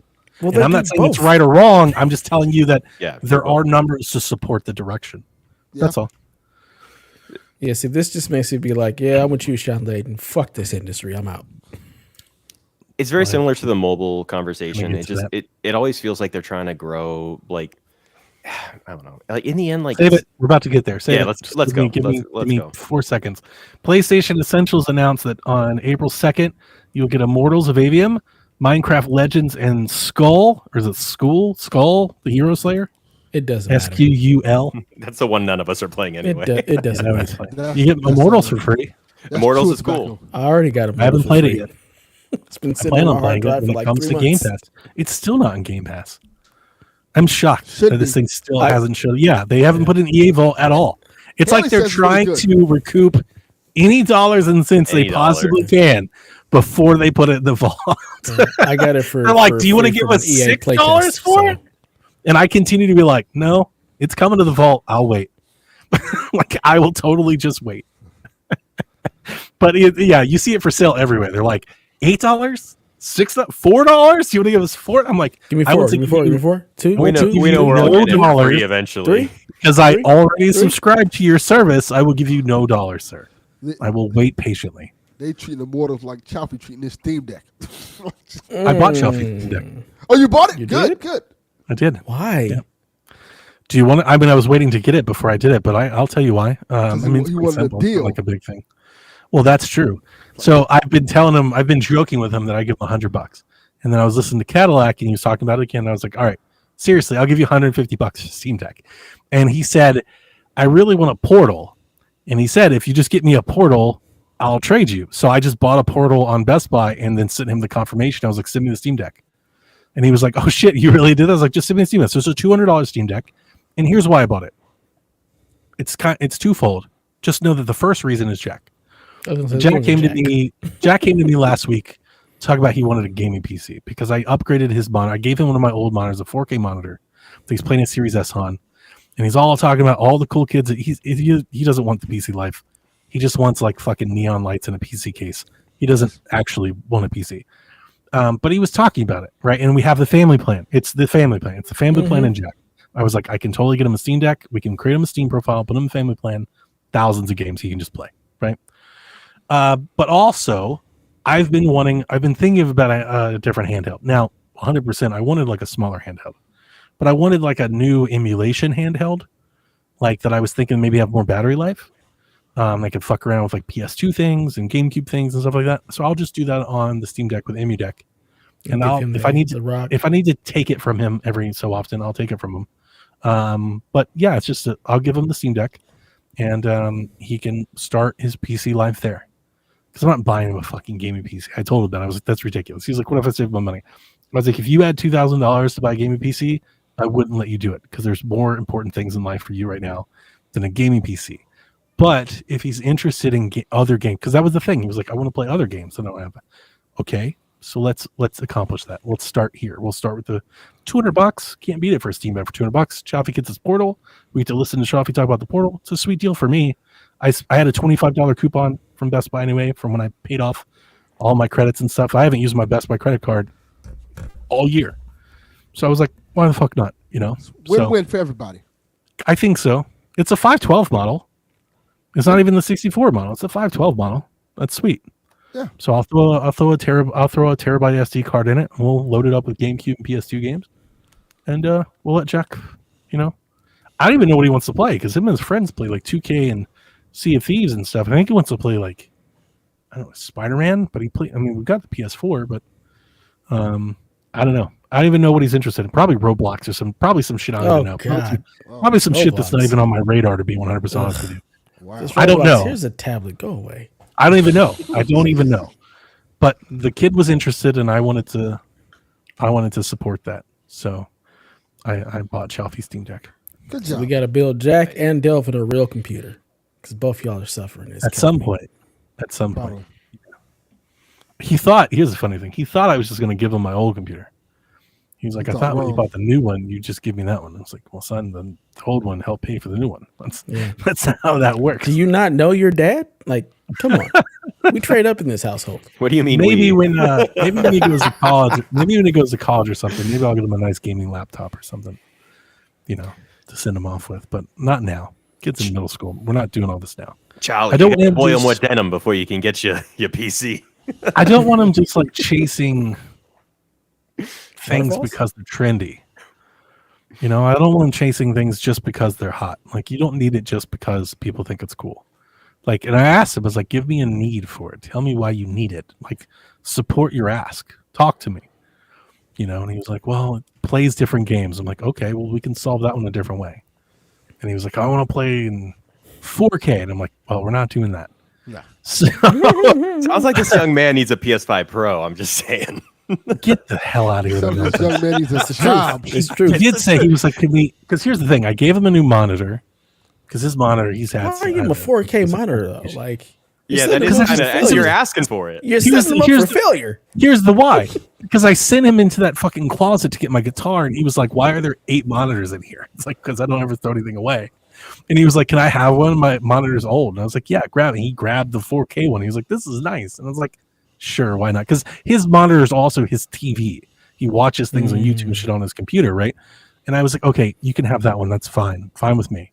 And now that he has a 4K monitor and he's like flex on his friends with his 4K monitor, now he wants to upgrade his Series S to a Series X, and he wants 4K games too. And I'm like, well, we have a Series X downstairs on the TV. Play it there, you know. So, but the PC thing was separate. He was like wanting to play some PC stuff. So, I just thought the Steam Deck would be the easiest way. He's to got do it. 1,700 games he can jump into. I was putting him in the family plan regardless, right? Like, Yeah. he needs his own account and everything. So why not better? Like, this is the best way to get that started. So when I do die my 20 summers from there, you know, he'll have my Steam library. I assume like that's how that'll work, right? Like if I just do the family plan, like he'll just have it forever, right? Sure, I guess. Yeah, doesn't have to change. What if you No. put? I leave you in my will my Steam library. That's pretty great. It's a lot more than my dad left me. Yeah. I wish my dad had a Steam library. My dad left me bills. I didn't have anything. Bills and a pack of Newports. I ain't paying Shit, them I didn't have bills. the Newports, This is man. Your name. Yeah, I didn't have the Newports. All right. Let's talk about this Phil Spencer news because it is chock full of fucking quotes. Phil Spencer did an interview with Polygon, and I'm sure I am not going to be the first person to say this, but fuck this interview and this outlet, because what they did is they had a full interview with him and then they released it in like 12 different articles. Like, fucking put the whole interview together. Like, I understand wanting to do the CO thing and the headline, still do that, but at least like release the one interview. Like, also have the master interview, maybe. Like, can you do both? So I had to like read and capture these quotes in like 4 different releases over like a week. So anyway, Real quick. Delvin, did you read this article? Have you seen this? I'm not reading that shit. All right, I'm Fuck not that. alone.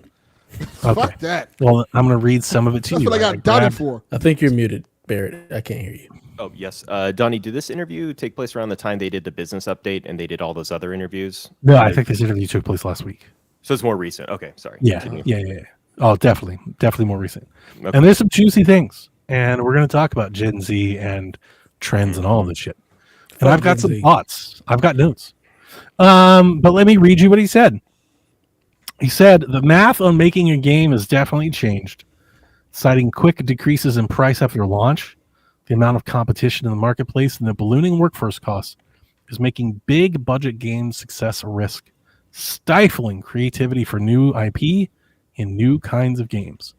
Nothing major there. Nothing we haven't heard before, but that's what he said. He also said that this is particularly prohibitive for exclusives, and the cost of exclusivity goes up as the cost of the game goes up. Right, so the more money you invest in a game, the more it costs you to make it exclusive. Again, nothing new there, but he's talking about this their change in exclusivity. Where they're bringing Sea of Thieves over there, but they're talking about wanting to learn some things. I told you when this was announced, what they're going to learn is they're going to make more money, which means they're going to keep doing it. Spencer notes that many console gamers are simply upgrading, or to put it another way, they're not new to the market and won't contribute to growth. How does this industry get back to growth? Spencer asks. He suggested the console model doesn't work like it used to. Worse, he explained, the console market isn't growing.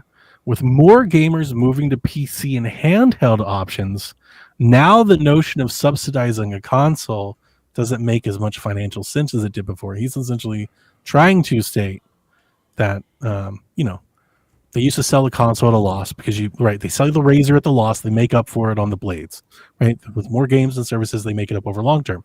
He's talking about, well, the consoles aren't coming down in cost. We're not making up those margins as the thing goes on, and we're not making as much of the games anymore. So he's saying that this model, this closed walled garden model, isn't making as much sense as it did before. Phil spoke largely to the hindered experience players on console face, especially with exclusives, and suggested making the console more like PCs, having access to more shops on the console, more games, customers allowed to freely play and buy games wherever they choose with whoever they choose. He talked about, and I've got the Gen Z comment in a minute, but I'm trying to add context as I go from the whole article. With this, he's talking about, I want to have the Epic Store on Xbox. I want to have Steam on Xbox. I think we should all have these things on different things because customer choice means, more for the customer. And he talked about like players, Gen Zers. He's like, Roblox is on their phone. It's on their tablet. They play with everyone on any machine they want. Console, they don't see it this way. And we have to adapt to that. And then the last quote that I'll read before we talk about this. This notion that Xbox can only be this one device that plugs into a television isn't something we see in the Gen Z research, because nothing else is like that for them. Some of them will have an iPhone, some of them have an Android, but all the games and everything is the same.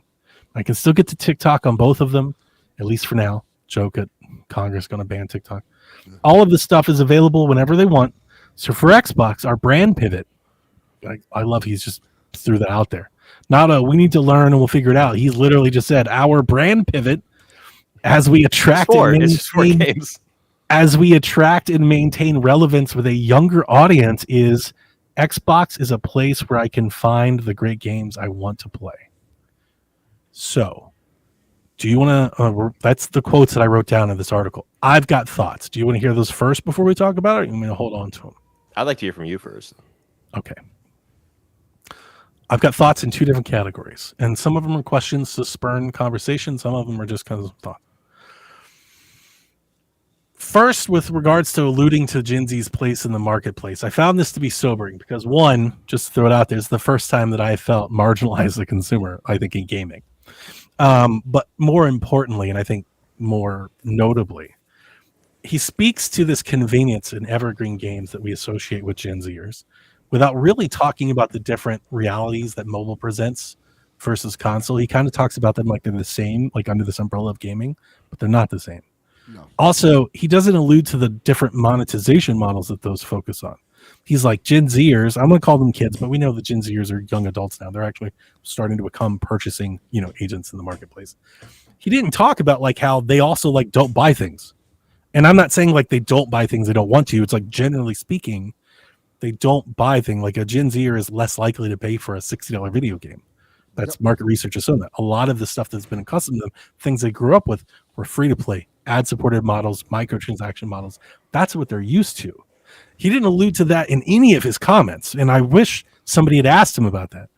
You're over here talking about like you're all the same thing. One of these clients that you're not mentioning, you're not talking about, these older gamers that you're apparently not trying to focus on anymore, they actually support your bundle.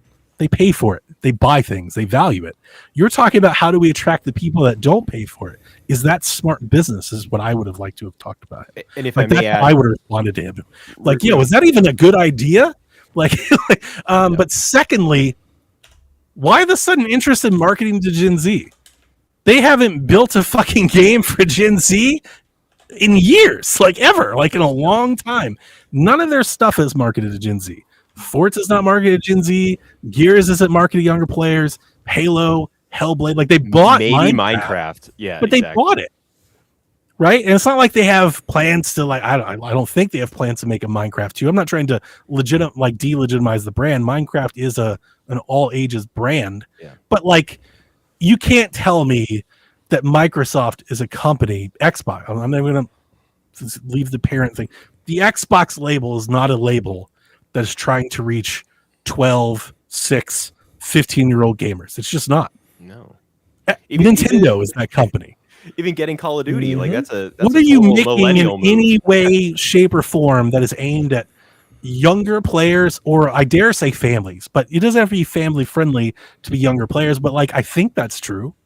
Like we can't make that connotation for the Nintendo and then not apply it to everybody else. We all agree and accept that Nintendo makes games that are family friendly because they want to appeal to a younger demographic. We know that PlayStation, Xbox don't. So why would suddenly walk in and be like, yeah, we're working on the Gen Zers? Like with what? Well, because like since you just when? said, the Since Gen when? Zers Since are, last like, month? Older. They're young like, adults did you just now. come up with this strategy? Like, because you haven't done any of this in a decade. And I just felt like there's a lot of pushback here that just wasn't given. But that's You my just least. said it. Gen Z is now the young adults. They're going to be the ones that are going to carry gaming into whatever it's going into. Hang on. You're not. I have a question. Okay. And a counteract.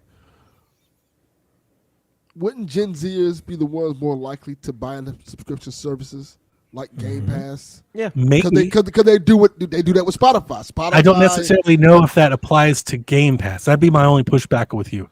Okay. I think you're right. They are used to subscribing to services. The question, do they value a gaming subscription? Correct. Just because they have Netflix and Spotify doesn't mean they look at Xbox the same way. If it has the games they want to play and they know that they can get a lot of does them. Does it? Yeah, I would argue that it doesn't. Because they don't make those. You don't need Game Pass to play Fortnite. You don't need Game Pass to play Fortnite or Roblox. You don't need those things. No. So yeah, I would push back and say that I don't see those in the same way. I may be wrong. I'm not saying I am right. I would counteract with that. I mean, it doesn't currently, but that doesn't mean they can't pivot to that. That's what I was going to say. I think he's trying to get it to that point. So you pivot to that, you get that pivot audience, to that by buying Call of Duty and Bethesda. Exactly. Not necessarily just buying Call of Duty Bethesda, man. You bought Skyrim and Starfield, and that's your Bethesda to keep us around. Then you start making deals with Epic to bring the Epic Game Store to Xbox. Then you can have Fortnite and all the other stuff. Hold off on the. I've got other things I want to say. Do you have one more Gen Z thing you want to say? Because no. I want to get off the Gen Z thing, but I want to talk about the stores. I'm going to add one more comment to that. It's just like that part feels a little bit just kind of like the same thing with like the mobile like talking points. Whereas it always feels like they're trying to create new gamers when like they want to create a new customer base because they can't earn the attention of the current one. But it never happens. We've every single console generation. I think they're just going to make 100 million new gamers. It's going to be on mobile. It's going to be on streaming. It's going to be in India. It's going to be Brazil. We've heard this before. I know Gen Z gamers. It just hasn't materialized on real gaming devices. It's just a lot of Gen Z people who aren't gamers, and this research is about them. But you're not going to suddenly make all of Gen Z really into your games. Like you should just appeal to the people who are into games instead of trying to manufacture them. Every time they try to do this, it never works out. It always seems to fail. Xbox is just a lose-lose situation. I think there's an end game to these statements. I think so too. Okay. And here's why. I wrote down some thoughts. First thought I wrote down, if you put all these other stores on your machine, why would anybody use your store? This is a Game Pass push, in my opinion. This is Xbox taking what's currently like in the zeitgeist of the antitrust sphere and these walled gardens. You see what's happening to Apple and people trying to tear down. I think Xbox is using this play, and I think this change in logic and thinking is this is their pivot to pushing Game Pass on other gaming machines. This is their pivot to be like, hey, PlayStation, for competitive balance, you have to allow us to do it. And I think there's maybe some DNA of the Apple and Epic and Google things that are probably going to be used to push down walls in the gaming space. I think this is Xbox's pivot away from hardware selling games to we have a service and it's available wherever you play. They said last gen, and this wasn't in this article. I'm using previous statements to make new points. He said last gen was the worst one to lose because people became so entrenched in their library because it was digital and carried over. It's the first one that we did on the console space where that did then. It's expected and considered to continue. I always thought that Game Pass was a smart move because it changed the way they're no longer trying to sell you on building a new library. They're selling you the library. Like, hey, if you adopt an Xbox, we'll just give you the library. You just subscribe and here's the library. You're not trying to out like, hey, you have to buy all the games you bought on PlayStation again. Here, just they all are. They're all in Game Pass. If this is the future that Xbox wants, this PC-like customer choice, why the fuck are they still charging console players to play online? Yep. Why didn't they cut the Game Pass goal? You really can't get away with that if this rumor is true, where there is a new console where you can access other stores. If you want for online play, if you want to be opened up in this consumer-friendly box, why aren't these apps and services here? Yep. Because why isn't GeForce streaming on the app? It sounds like they're looking for an off ramp. This kind of talk, like you do it for their store, not for Game Pass. Why aren't your Xbox games synced in Steam? Why can't you play your Xbox games literally everywhere?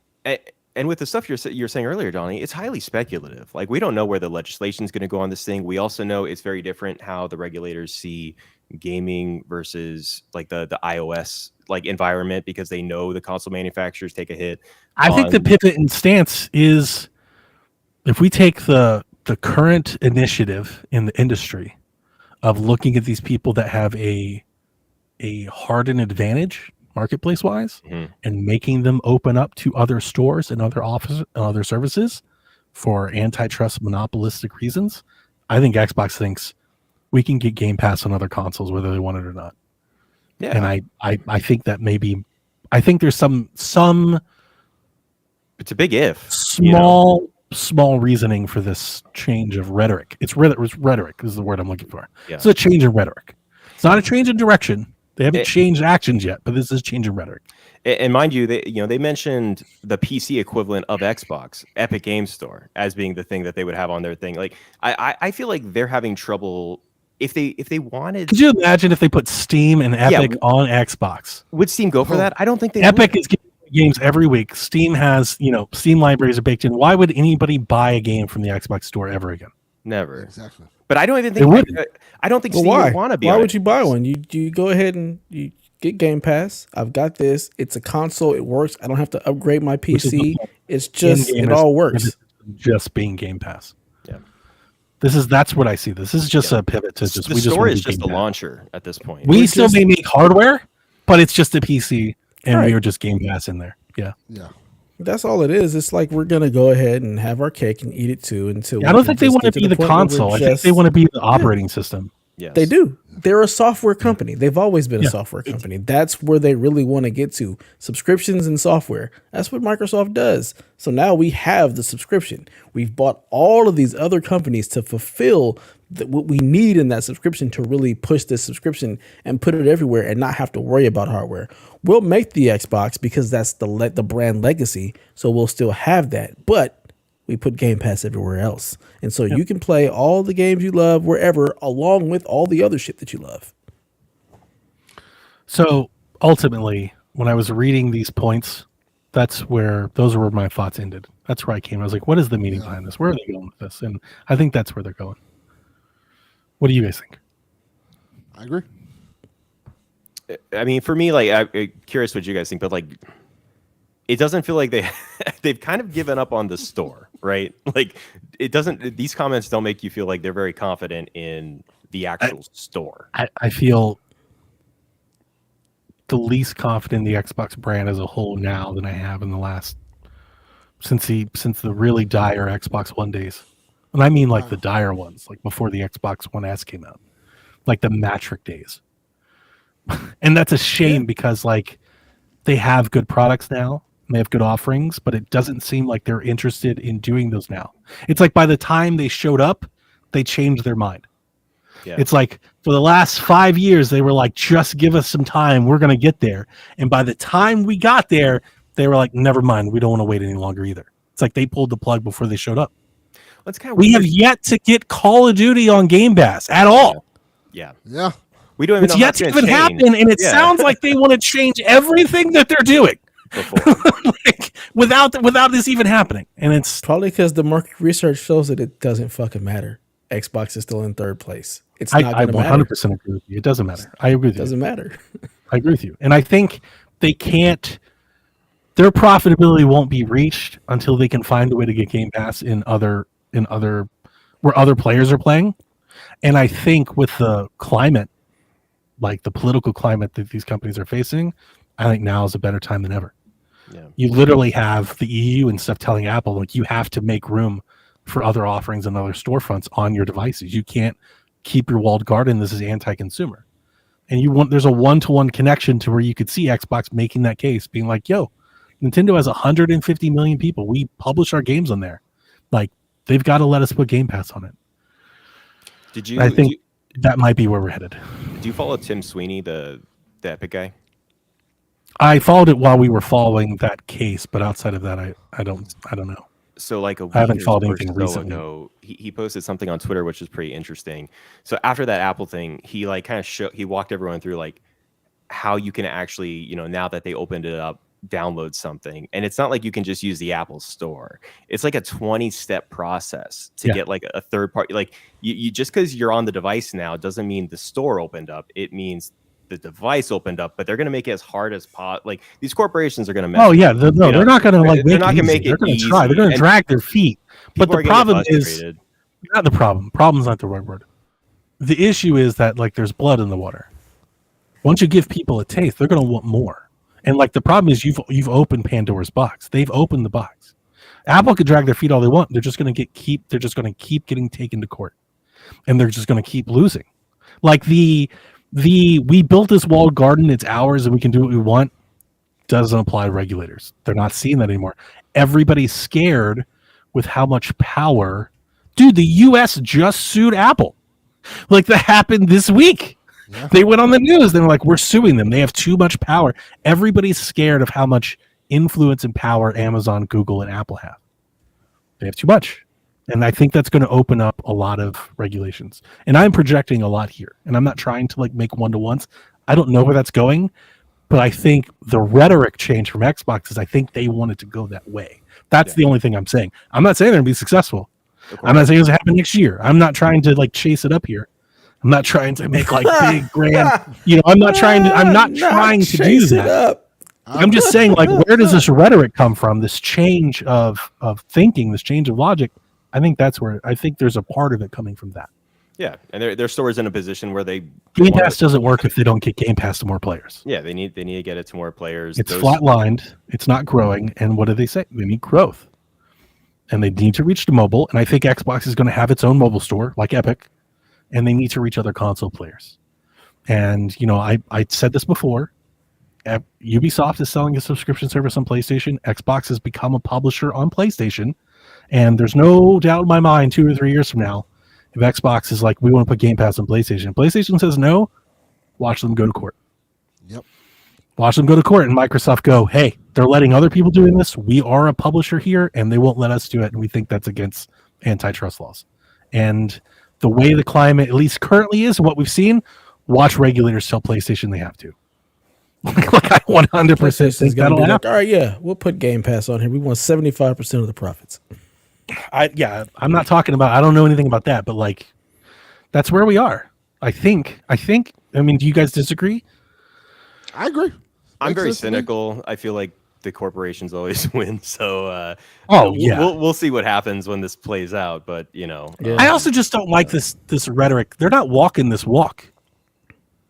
Like I said, they're not doing any of these things. They have the ability to do this right now. They haven't done any of these things. Why would you? I wouldn't do it until I'm forced to. I'm going to go ahead and keep And making why my money talk as about wanting best to I do it? can.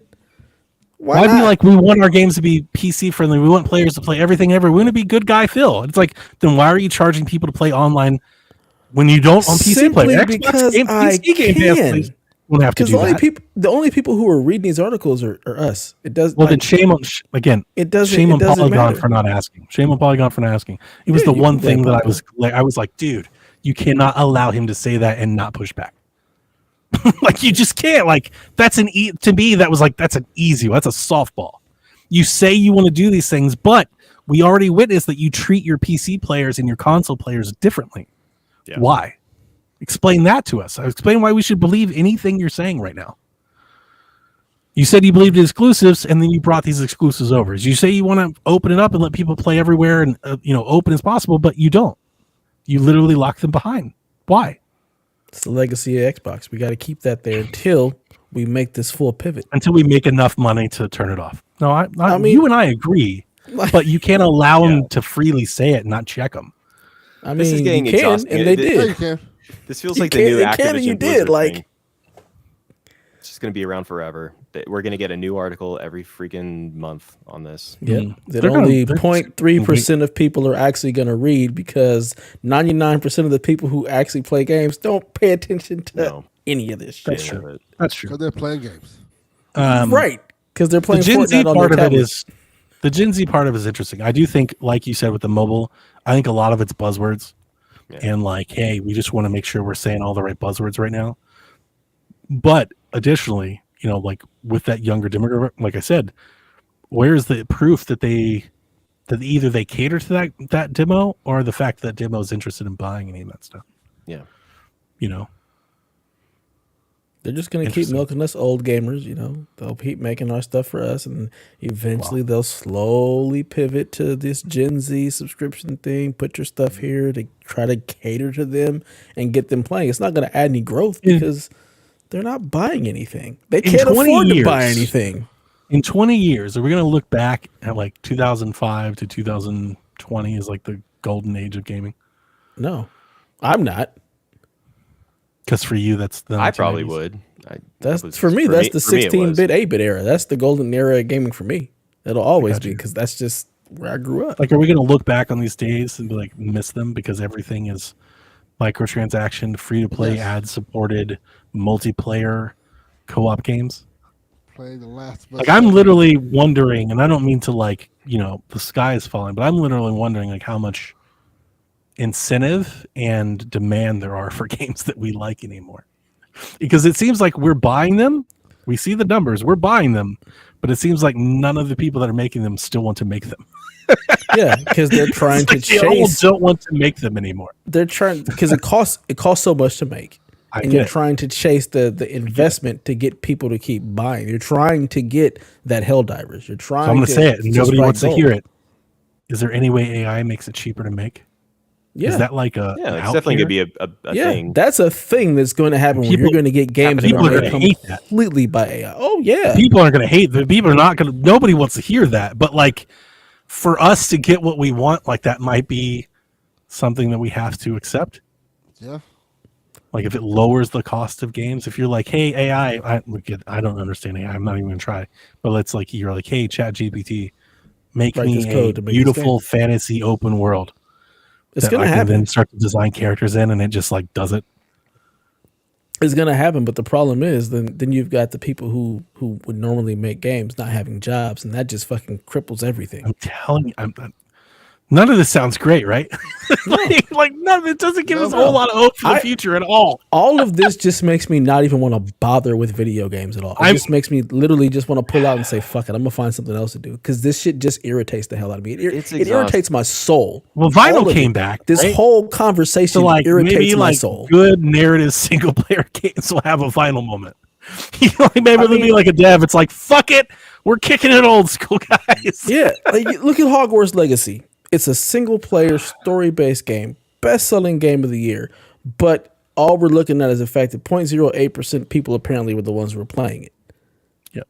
And of course, that doesn't make me like perfect example is like, yeah, we know this did great, but we want to make more Suicide Squads because we know that we can monetize that and have people playing in this Dude, world.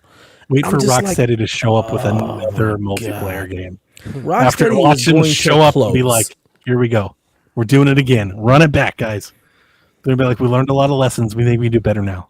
Yeah. Yeah, it just makes me not even want to bother. Like it really completely takes my desire and love for gaming. It just gets rid of it because it's not. I'm not trying What I to love take about that gaming away from you on the doesn't pod, exist. It's starting to not exist.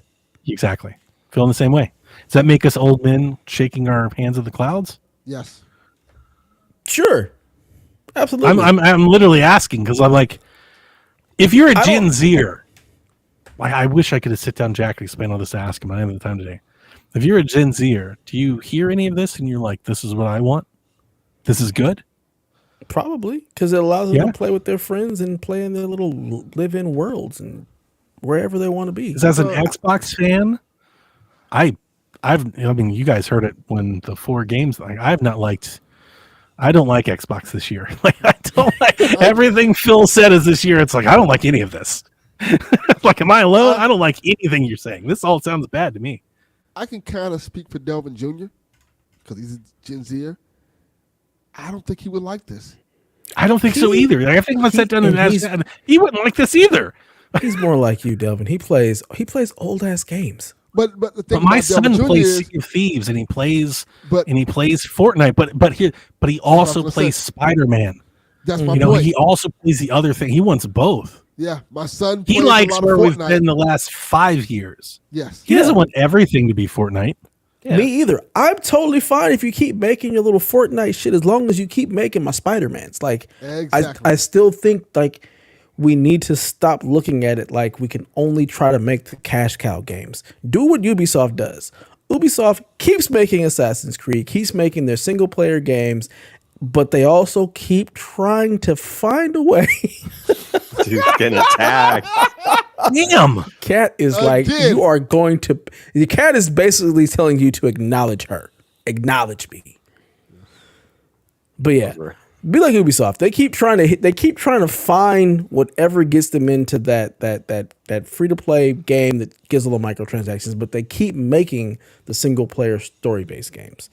They keep finding a way to do both. We need to have both. Otherwise, you're going to have an industry that people just don't want to be involved in. Like, not everybody wants to play these microtransaction super investment games. Like, no. I want to just be able to get in, play my story-based game, and get out, and maybe also play something like Helldivers on the side every now and again. Yes. I don't All want right, it let me all ask to you- be Helldivers. I don't want Let it me all to ask be you one Fortnite. more existential dread question, and then we'll move on. Do you think we maybe need to lose somebody to learn this lesson? What, Like a publisher or life? something. Yeah. Yeah, Does somebody have to like Something's gonna really happen. fail?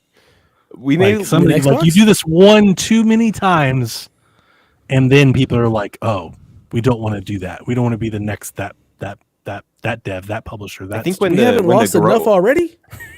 I don't think. Does it sound like we have? Does it sound like we have? yeah, And they keep just building new ones. It doesn't sound like we have. I think they're like, let's get some more. Let's try it again. Like it doesn't sound like we have yet. Yeah, it's crazy. For all the companies that go under and the layoffs that happen, it's like it seems like new dev studios pop up every other week. Yep, they do. I don't know, man. All I know is I hate all of this. Yeah, hate it all. was not a fan of the article and the answers. Don't like this at all. You know, it's like this sucks. And again, for us more enthusiast Xbox fans, I think the thing that sucks most is that it felt like we're so close. Yep. You know, I know that Xbox has always asked for another year. I know it's the joke, but like they're actually really close. Like I think if you just let them cook for 2 more years, let them get this stuff out and get going. And I think they were right there where people wanted them to be. And it sounds like they're already turning the ship before we ever got a chance to see it. We never got Call of Duty into Game Pass. We never got Hellblade and South of Midnight and the Bethesda stuff to really start to show up with the known for like we never got a chance to see what they were building in 2018 before they already changed like the model. Like they changed. They turned the ship before we ever got there, and I don't like that because what they were building in 2018 is what I signed up for. It That's is. what I was all in on. That's what I loved. That's what I was like. This Is great. Xbox not profitable? Are they not making money? Like, Say I they hate are. the fact that it has to be. It's never We're about talking that. earnings. It's about They're growth. profitable. Right. They're making That's my profit. point. So that's where I'm going. It's like, can we not just be okay with this? Like, you're building something Not when you're and you publicly are traded. still profitable. Not when you're You publicly are traded. doing the thing. Like, I hate. He the addressed fact that in the it's like, article. I didn't write it we down. But he have addressed to- it. It He did drives say me that. He nuts. was like, I'm a steward of the Xbox brand and we have shareholders and we have to find growth. That's why people invest in the company. If we're not growing, there's no reason for you to keep your money with us. And that's a reality of corporations I hate it. because now they that's- don't get dividends off of sustainment. They get dividends on when you make more money than you were supposed to. Not when I'm you paying people break at the top even. too much money. That's the problem. I find it so fascinating how the conversation last year about Xbox and the conversation about Xbox this year are two 100%. completely different Completely conversations. different. There was so much hope and optimism. Like we started to come out. We're like, we're here. Like it's about to happen. And they done pulled every plug before we got there. Completely changed. The thing is, Before we got there, they're like, we're going to put these games on PlayStation 5. We're trying to get Gen Z. We need mobile. We're going to put the Epic Games Store in the con. Like, what the fuck is going on? because we over thought there? they were playing chess. They were playing checkers. They were playing a Dude. completely different game. This was always the plan for them. We just didn't realize. We didn't see. So I it. explained some of this to Jack. No, I didn't. I'm sorry. I got that wrong. Jack came to me and told me about Sea of Thieves. And he was like, yeah, everybody's saying Xbox is going third party. And my answer to him was maybe they should.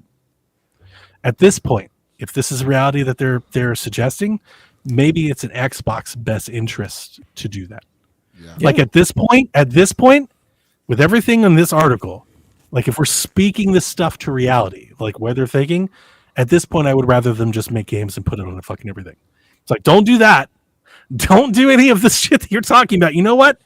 Make Call of Duty and Forza and shit and put it on PlayStation and PC, and I'll just be fine. I'll just do that.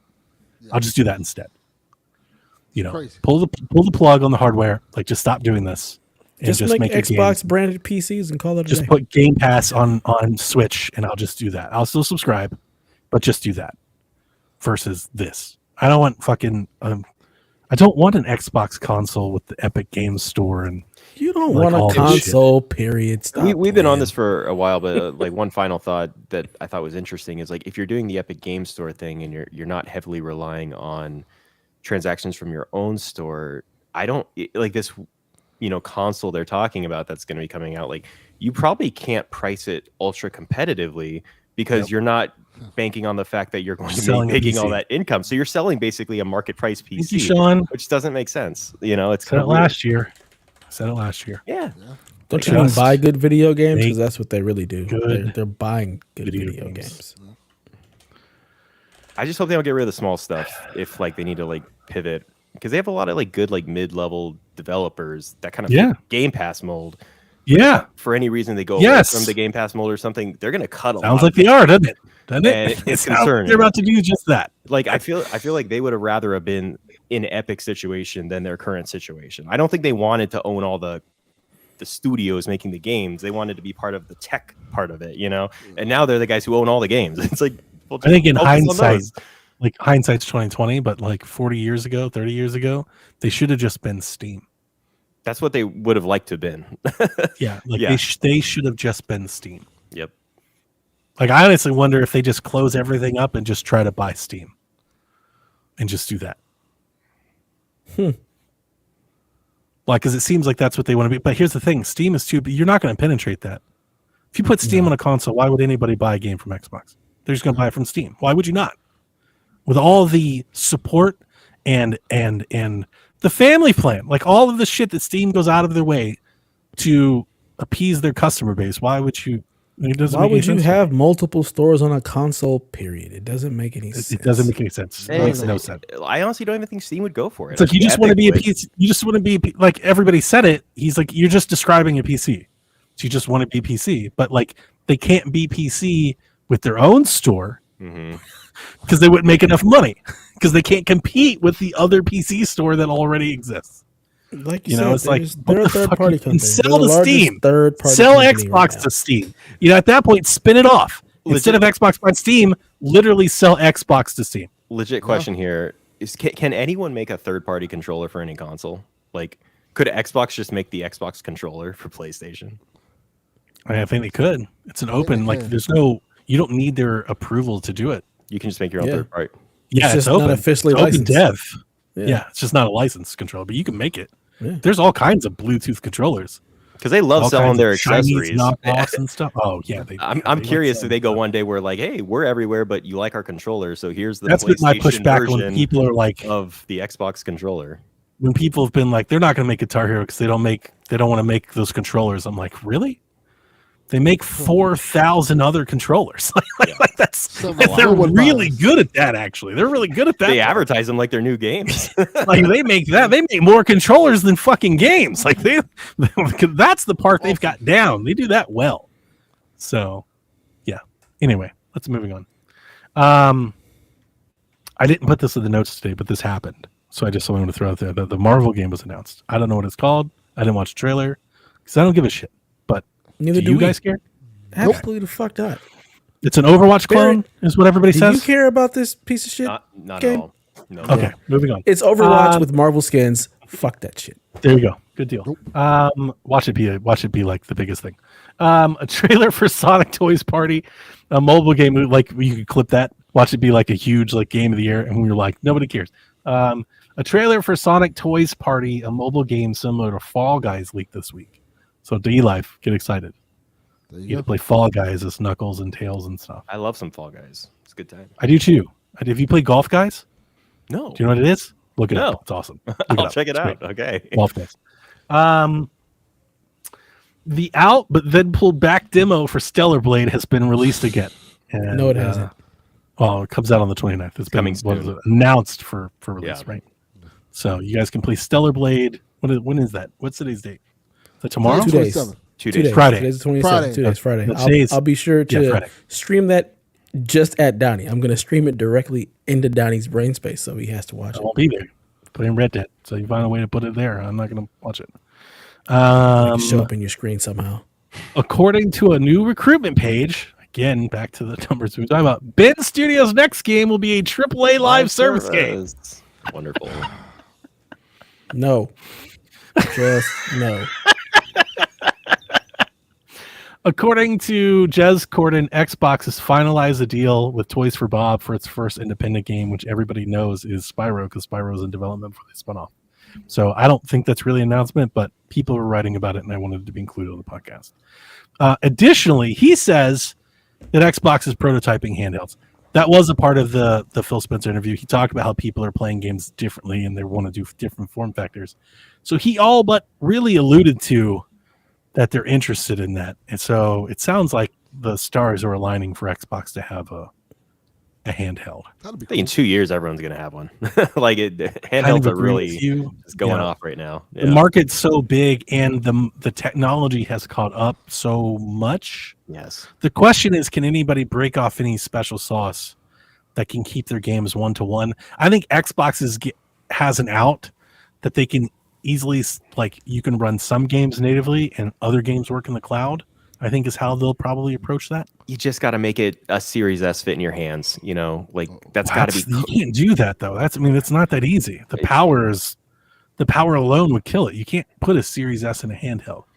You don't think the tech has come along Not- enough to like, to It reduce kills it? the battery. It just It doesn't. kills the battery. Like the Ally is the closest thing you have to that, and the Ally is not 3 the hours, Series S. right? No, out of the box. If I'm playing a modern game, you lucky to get an hour battery life out of it. Oof. Damn. Oh yeah, with my Yeah. extra, Game Gear. with my portable battery, I might get to 2.5, 3 hours. Battery technology has not caught up with what we're trying to do at this point. That's the problem. Yes. Like you can put Yeah. the power into it, but it's going to just draw so much It's power. a wattage issue. That makes gotta- sense. So I think Silver again, Johnson. I think they're hybrid. If I had to guess, I would imagine you can play some things natively, back and pat, smaller games, and you can play other things in the cloud.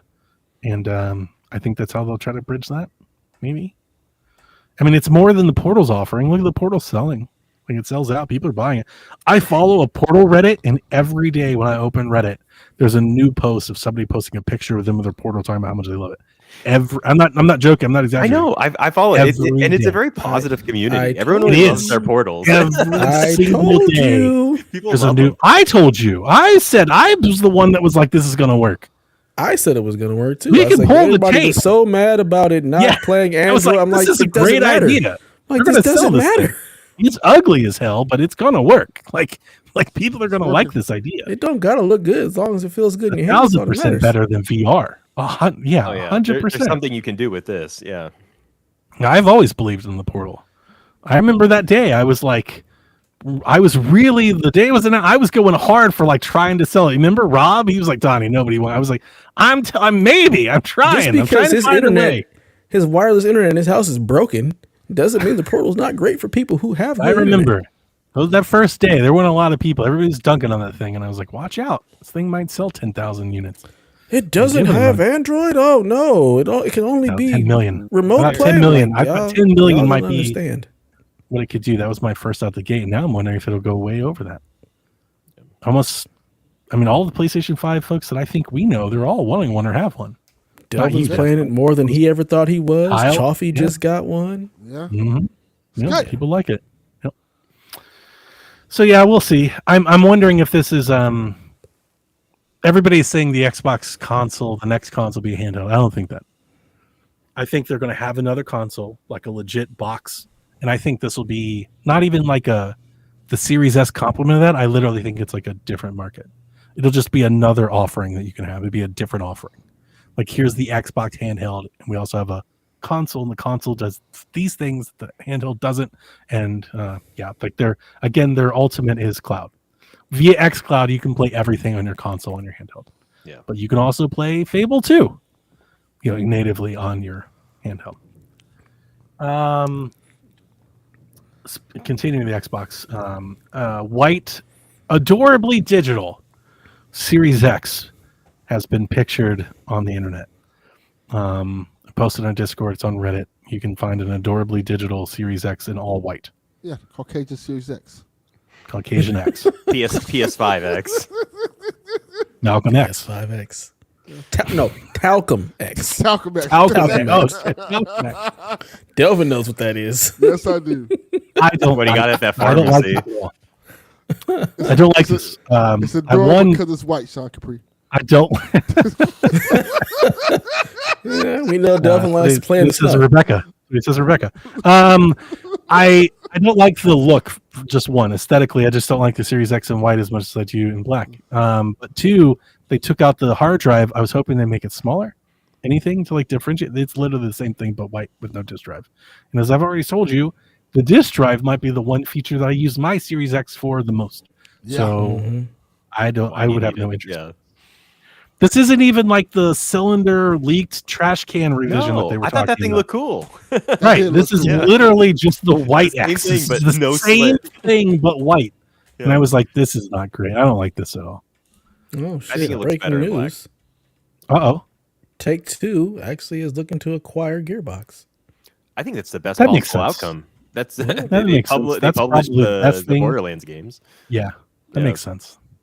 That's good. Wow. I'm glad they. We knew put that it up there. like last month when they sold off Saber, we knew that Gearbox was Yeah. next. So that makes Sabre. sense.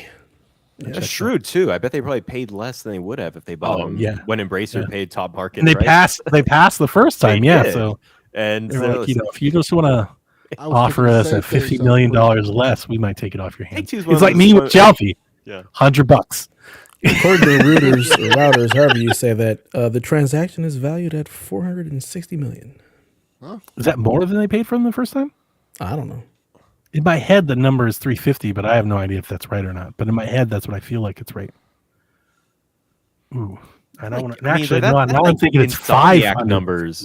You know, I think it's like 550 something. I have a feeling they were probably north of 500, under a bill.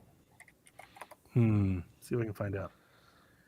You know, Oh, Delvin God, money. no, I'm way off. Embracer that Group Delvin has money. acquired Gearbox Software for 1.3 billion. 1.3. Ooh. Wow, And that's they like got half them of for how Destiny. much? Oh my god. 460 million. go. That's take two making moves here. Yeah. Wow. Good for them. Good for them. I mean, they One of the ones publish doing it half their right. stuff anyway, so They have. Yeah. So now they get to bring all that back in house. Shouldn't they have a game coming soon, right? Too. Gearbox? Don't they? Are they up soon? I don't I know. think so. I feel like they're up soon. They're working on a new Borderlands, I think, right? Yeah. And is that next year? I don't know if it's been confirmed, I but thought they're that just due. happened. They're due. Yeah, I think that's soon. So anyway, 2 hours in, Dev, that's the news. Woohoo! I was way off. Samsonite. I was way off. All right. So Rude Days, you rat bastard, you've got Delvin back in this race. I don't appreciate you constantly trying to find ways to give him points.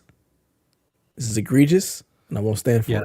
Next any week he's longer. gonna be like, give us the first 3 letters of the alphabet, and Delvin gets Right. 10 points. How Donnie is gets it 2 helping points. me if I knew nothing about NCAA and I guessed, and me and Donnie got the same Because- goddamn score?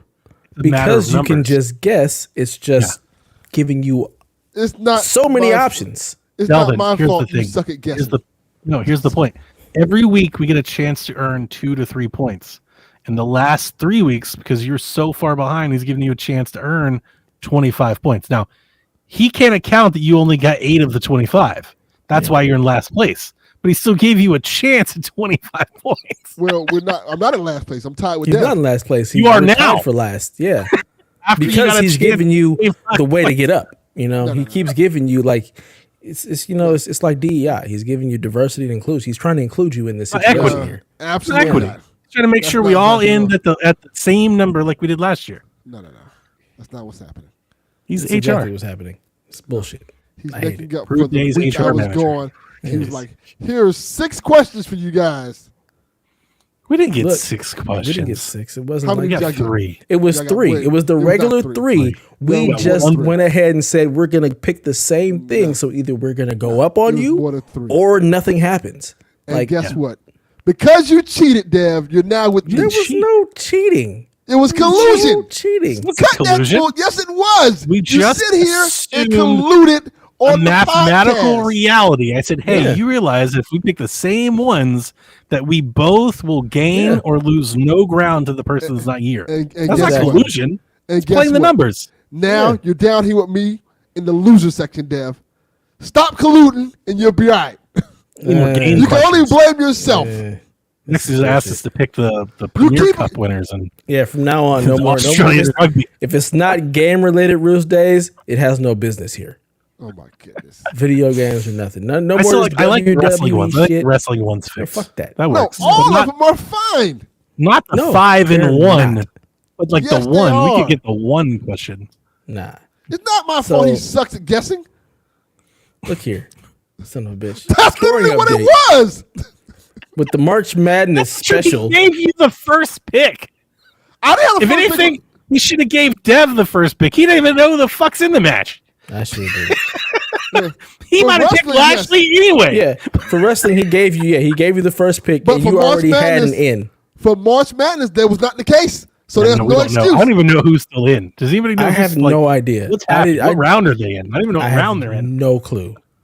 I have zero clue, zero visibility to anything happening in NCAA. See? Yeah, None. same.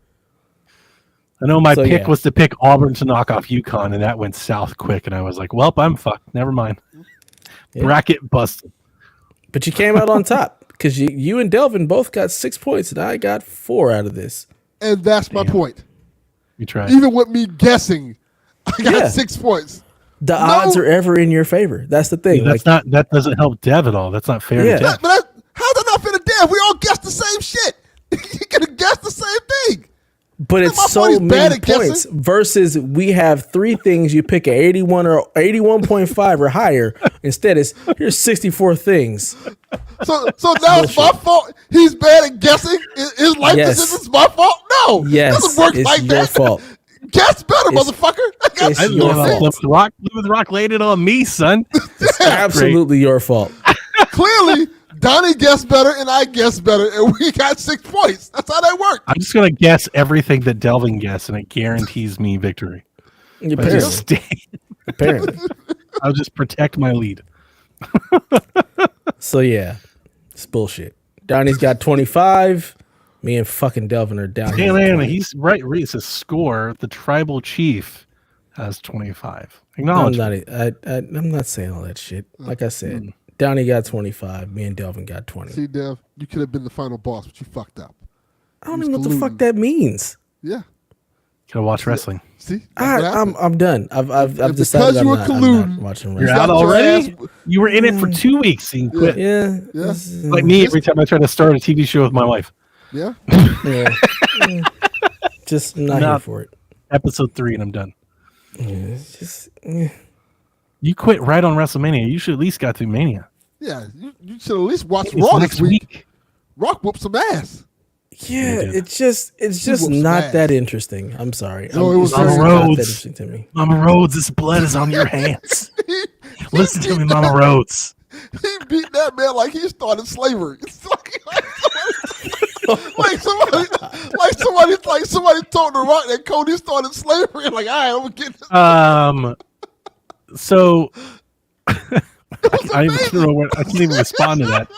I had a question. And I'm like, I don't even know if this. I can't follow that with the question. Jesus, He almost it's from the islands, man. It's from the islands. It's Samoan. It doesn't even apply. Doesn't it though? It's brown. No. It Oh applies. goodness.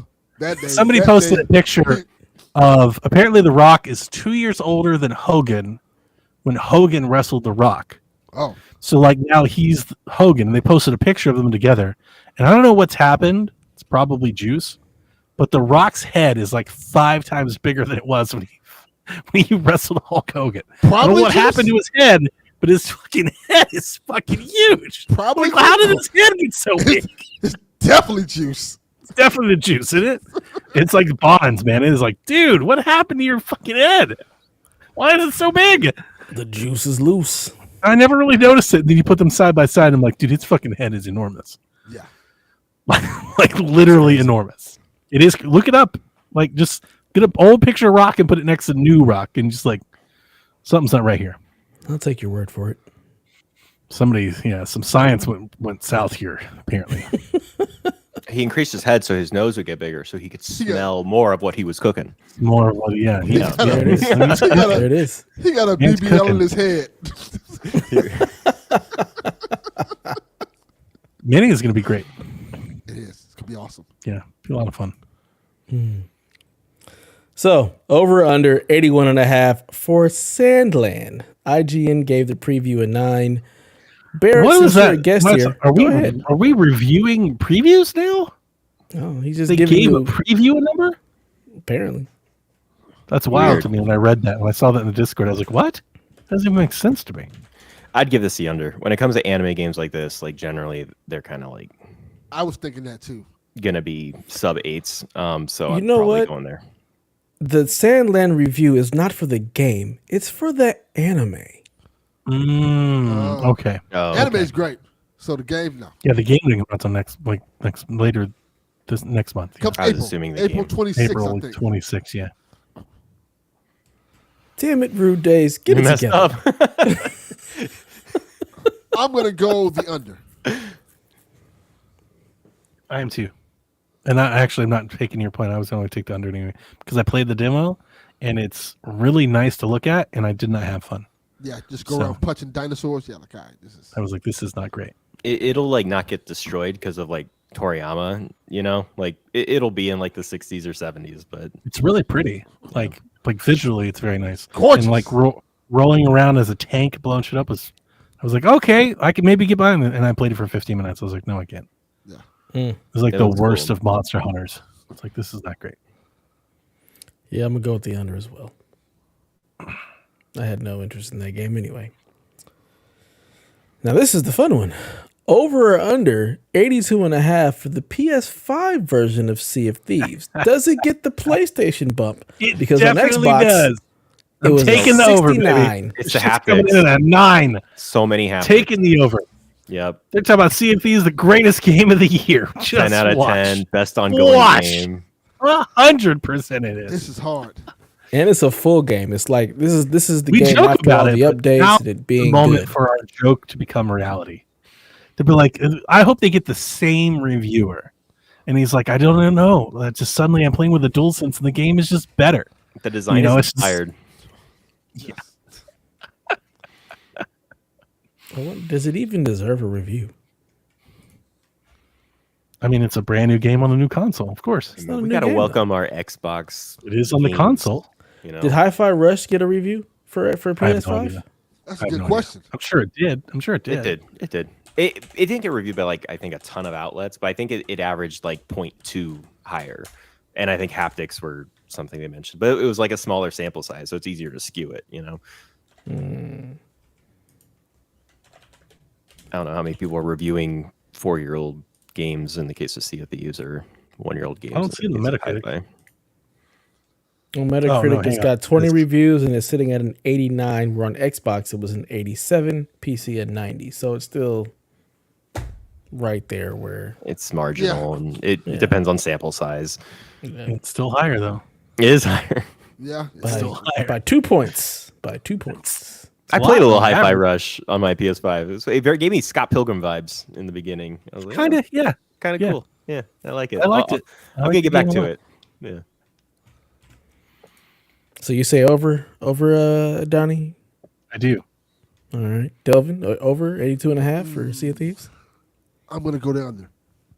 Under, okay. I love that we didn't just take the Xbox score. Like that shouldn't be. It should be. Will it just be higher than the Xbox score? Like he actually spotted it, like another 15 points. He did.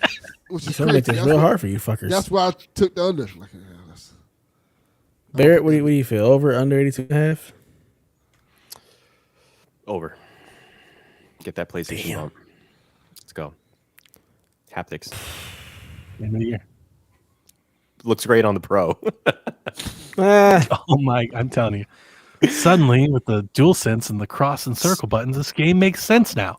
Starfield's gonna be the worst if that's played. Oh my God. It was on my PlayStation Portal, and it's the best experience I've had all year.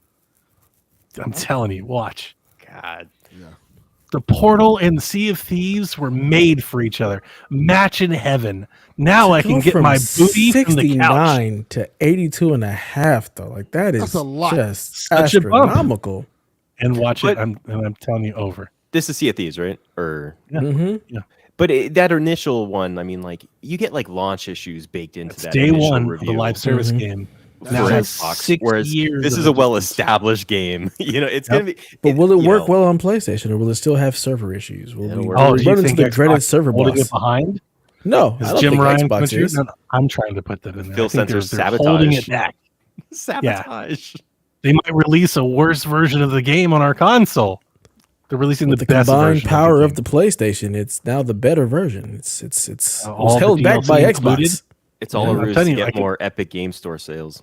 All the DLC included, right? Maybe they have like some welcome pack. I can hear it now. Ryan McCaffrey's like, "There's never been a better time."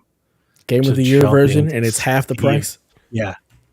While Xbox fans may have missed out on all this content over the years, PlayStation get it all together, wrapped up on day one. Just yep, I can hear it now. And it's in PS Plus. Oh man, could you imagine? It's gonna happen one day. It's gonna happen one day. A Microsoft Game in Plus, probably. Yeah, Gears. We get with this this show. pivot. Yeah, The show. Yeah. Why not? Yeah, that makes sense. I'll go the other way. Yeah, Sure. eventually. Fuck it, I'll take the over. I don't care. There it is. Fuck Yeah. this game.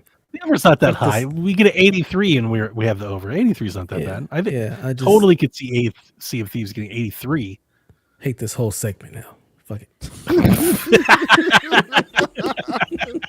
Oh, not so far. We at the bottom with me. Shut up, Delvin. Delvin says, "I'm the trash man." He's just enjoying being at the bottom. Delvin's like, first time.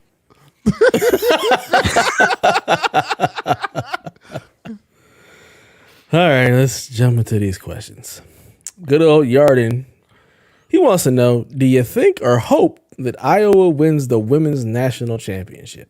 Fuck Love it or Iowa. hate it, you gotta admit it's been pretty entertaining. Nope. I can't admit that it's been entertaining because I've seen zero of it. I have no idea what's happening. in the Caitlin could NCAA. go score 70, and I'm happy as long as Iowa loses. Fuck Iowa. Nobody wants Iowa to win anything. Who's rooting for Iowa? Somebody. people. I don't think Iowans root for Iowa. I mean, Iowa? isn't that where Kyle is? Is Kyle in Iowa? Are you rooting for them? Are you rooting for Caitlin in Yeah, but he's whatever the from hell the Iowa team Minnesota. is? They're like bitter Does rivals. that mean anything? Yeah. No, Iowa and Minnesota are bitter rivals. They can't be doing that. First of all, That's it's some Iowa and blasphemy. Minnesota. Who even? It's like the same thing. They're not a Same blip picture. on the radar. Yeah, Same picture? Same thing. Yeah. Midwest. That's how Midwest most of people. America. That's definitely how Californians. Midwest thieves. Yeah, everything's Ohio. It's New York, Ohio, and then L.A. Everything else is Ohio. My And kids Florida. came home Florida is singing a its own song thing. about Ohio being cursed. I was like, yeah, You're probably right. Makes sense. Yeah. It's good, Yeah, I mean, good, good learning. I'm glad. True. Yeah, it's the West Coast, Chicago, Florida, and New York. That's all that matters. I'm just Iowa or Ohio, just everything in the middle. Yes, What about all the Texas? same Texas is okay. We don't like Texas. So I don't think Chicago gets its own thing anymore. I think that's like an old school thing. No, we love Chi-Town. But do you though? Yes, yeah, we love Chi-Town. I think it's the best I do big too. city to be in. Like I don't. Oh, like that I being in don't New agree York. with. But I do like Chicago. I dated a girl in Chicago, so I've been there a few times. So I like it. It's nice. I don't think it's the best big city to be in. I don't love know New about York. all that. I just like. Yeah. Chi-Town. I can't stand New York. I have so much fun up in New York. Not It's anymore. great. Blast. New York reminds San Francisco and New York. There's too much going on. It's just Chaos. No, Like, thank yeah. That's the beauty of it, though. No, It's literally moving at all times of the day. It's That's constantly part of the going. It's problem. always a thing. No, that's fine for it. It's okay for something to have it. It doesn't have to. You don't have to live there. I don't even want to visit. If I can No, avoid I it like. at all I costs, like visiting. much like Florida, I'm trying not to go there. I'm actively My daughter just got avoiding back from these places. New York. She was in New York last week. She was in the parade. Sean, I won't love Canada because you guys have snow 9 months out of the year. Yeah. Fuck that. It's nonsense. I could see it. I could see Dev being right at home, Montreal. I think you Speak like a little it. French, watch a little hockey. Yeah. Drink some Canada Dry. Look. No, the Yeah. only cool thing about hockey is Barrett's sweatshirt. That shit is dope.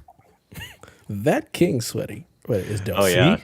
They did like a Japanese Heritage Month, limited edition, and I was like, I gotta scoop that up. That looks fire. That's fresh. Okay. Yeah. So basically, all of this is say, Yard, none of us care. We're not paying attention. Your question's not even going to get answered. Sorry. I'm rooting for LSU. Okay. Yeah, Delvin just likes the folks that fight people. Damn I'll be right. watching hockey. Angel He's Reese. so enamored again. This is the Winnie Pooh of him. He's been enamored with this ever since they had a fight. No, Angel Reese I is don't dope. think that has. Yeah, I was going to say it's Angel Reese. It has nothing to do with the fighting. It's Angel He Reese. never dope. brought it up. And then he just talked about it all the times when that fight happened. The night that fight happened, talked about it the whole time. What that was fight? great I don't even know what you're talking That about. was a great fight, but Angel Reese is dope. See? He's a great player. Okay. He's a fantastic player. I agree.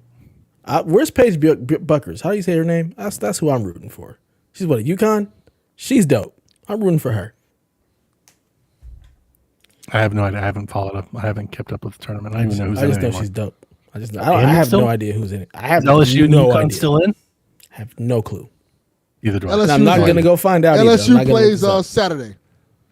I know the LSU coach is in super turmoil, and I want to see what. Apparently, the Washington Post are about to release an article about her they've been working on.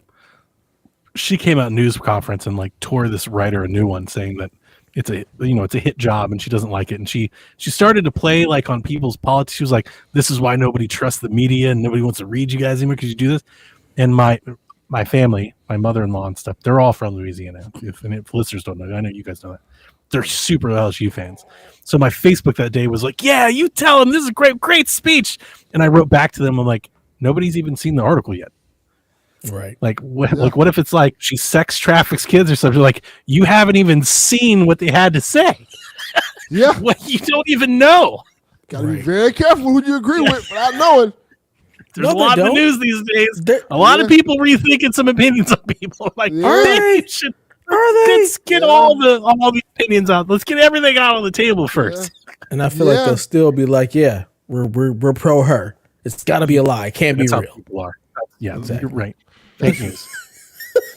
They They can have pictures of her doing it with Yeah. her birth certificate and her ID with her grandma. two and forms of everything. ID, grandma standing there, and yeah. Yeah, That was my digital. LSU-ness will not allow me to answer the questions. I plead the fifth. That's absurd. F.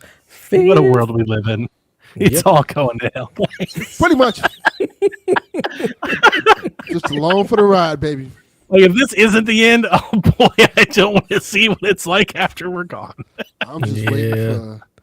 Idiocracy, man. I'm telling you, that's where we're headed. The dude was ahead of his day. I mean, he was just a very, very smart man. Wow. Like we looking for Nostradamus and the Mayans and shit. It's like, what does Mike Judge think 2090 is going to be like? That's Nostradamus. Yeah. Right? Oh, man. Kyle the Pug writes in. Fuck you, Catapult. He says, if you were given the money to resurrect Free Radical and buy the rights to Time Splitters franchise, would you remaster all 3 games for modern consoles? Or would you make a brand new game entirely? I wouldn't do any of that shit. I would just keep that money. Yeah, pretty much. I was thinking the same thing. I was leaning towards just no. No. It's like unanimous. Nobody needs that. How much money would it take to resurrect Free Radical? Because right now they're in the Chalfie thing. It's like, we'll give you $100. Oh, yeah. You know, like nobody's buying that. Like nobody's paying for Time Splitters. So bring them back, but just put them on the game you don't want. Like they made Haze, right? That was the game that ended them. Make Haze 2. Man, you gotta make Haze. Make 2. Haze great again. You know what? Change my answer. Take all of the resources for Time Splitters. Remastered. We're doing a Haze remastered and announcing a sequel. You guys, you're gonna like it. We're doing it again. What a great box art. Same cover. I'm beating this Catapult. Dude, those were dark days for PlayStation. Aspire. I was looking forward to Haze in those days. Oh that looked cool. Right. That looked cool. Haze and Layer, man. That was all the hope we had. Yeah. It's bad. Great name for a game too. Yeah. You can really see it with Haze. It looked cool. The concept looked cool. It was trash. I played it. It's a video game. Haze. Damn. Make Haze 2. Free to play. Live service. Hazy. Brought to you by Bend. I'm just doing a Helldivers clone, and we're calling it Haze. And we're just gonna do all that shit. Yeah. If they can do it, so can we. I'm putting this shit on Xbox. Fucking Haze. The hazening. Damn. And like Delvin said, we're gonna make Aspire do it. Yeah. Oh God. There you go. Yeah. So it may or may not work. It won't. Not the end. It won't work. Won't pay that much. Do you guys see the show doesn't work on Switch? I read it off on Shaq. Yeah. I don't know. I don't know if nobody cares, but like the show just doesn't work on Switch. It just doesn't work. Has that been an issue in the prior releases, or is that like unique to this current? No, it's unique to this one. The show's 24, and it may be fixed, but I haven't looked since like last Saturday. But like it was out a whole week. It wasn't fixed Sunday when I did Shaq. I checked. There are people that bought the show on Switch, and they go to play, and it boots up, and the moment it tries to connect to servers, it crashes and restarts, and it's just infinite that. Wow. And like they're tweeting pictures of their console, like they're like, I bought this game. How did that make it out of QA? That's what I'm like. What happened? This shit just doesn't work. Wow. Yeah, pretty funny. I'm sure they fixed it. They would have to have fixed it by now, right? No, it's like 10, 12 days post launch. It doesn't be have fixed to be by fixed now. Does it? Do you imagine buying the show? Just imagine buying the show on Switch. No, you're already in a tough spot there. Yeah, and then you pay all that money, and then it just doesn't work. I'd be furious. I'd be so damn mad. Yeah, and that's why you don't buy the show on Switch. That's true. All right, here's a phone one for you, Donnie. TPR says, which make, model, and year of car best describes each of you? Not your favorite car, not necessarily the one you own, but you personified. And there's a caveat that Donnie has to try not to pick the Roadrunner off the bat. I did it. So, Barrett, I got to tell you, I don't know you well enough as a person. I didn't do this for you. But I did do this for Delvin, and myself. So, obviously, to be self-reflective, I didn't pick my own car.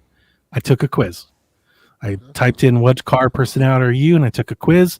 And I was given a 1977 Pontiac Trans Am. That was the car that I was given based on the answers that I was given. So with Dev, for you two, I picked your cars. I didn't do the quiz. I'm not picking a car because I don't know shit about cars. So for Dev, I thought classy, sleek, tech loaded to the gills, and I came up with the Rolls-Royce Wraith. This is a satellite assisted transmission gearbox that uses topo maps from a satellite and your GPS as you drive to assist in shifting based on the terrain on the road ahead. It also lets you know when rain or snow or ice is coming. And as you make corners and turns, your headlights adjust to see around the corner automatically. And I was like, this is some dev ass shit in a car. It also has like a 18. Nice. It has an 18-inch flat panel touch screen in that. Like it's screams dev. Lost when you said classy. Now, you son of a bitch. That Negro is not. I wanted to pick a car that was representative of Delvin's taste in cinema, and I came up with the Yugo. Yes. Delvin Cox, you're the Yugo, and I'll read to you this little blurb that I pulled.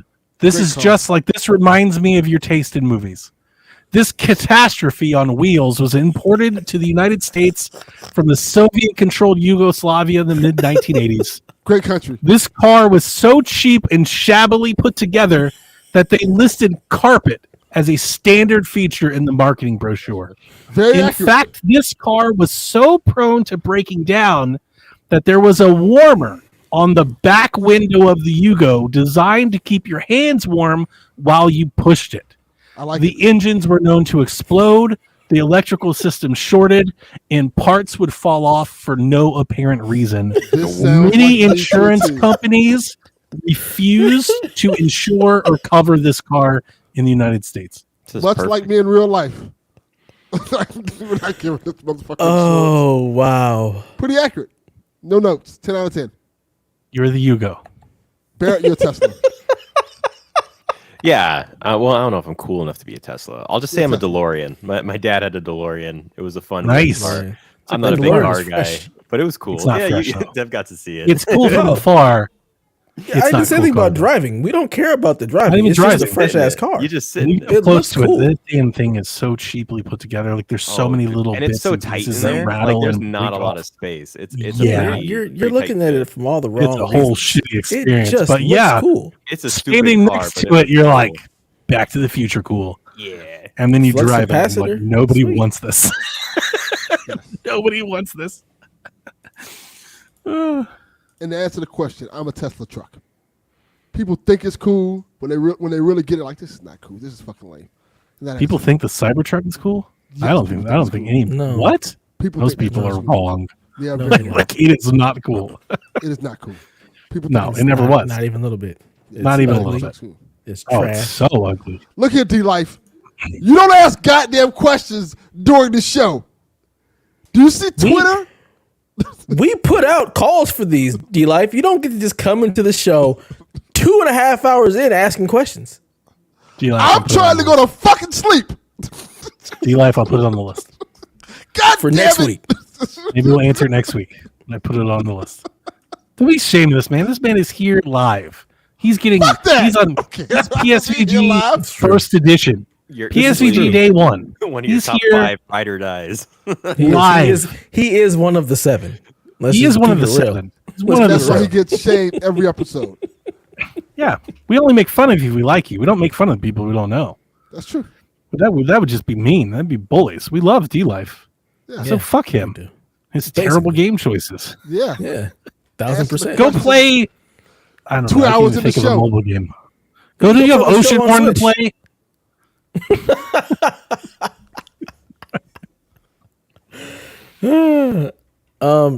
Sean Capri says, remember that time Mace rapped with Puff Daddy and then turned to Jesus for salvation? Good call, Mace. Yeah. Not a question, I guess, but feel free to discuss. I'm not discussing that. Anybody have Fans any ain't come to my further house. thoughts you'd like to Fuck put on that. that? Hey, Jesus if you stuff want to, news if you on want that. to have hear a good discussion about this, go listen to Cadillac on Mars. Yeah, I'm not doing it. They had a whole talk about this, and it was pretty They good. did? Yeah, Did I miss that part? I have You no missed it. recollection of this. they definitely talked about it. Not about Mace, but just about the whole Diddy thing. Was it That's the really what beginning? this is about. As the once okay, Kanye West said, somebody going to jail tonight.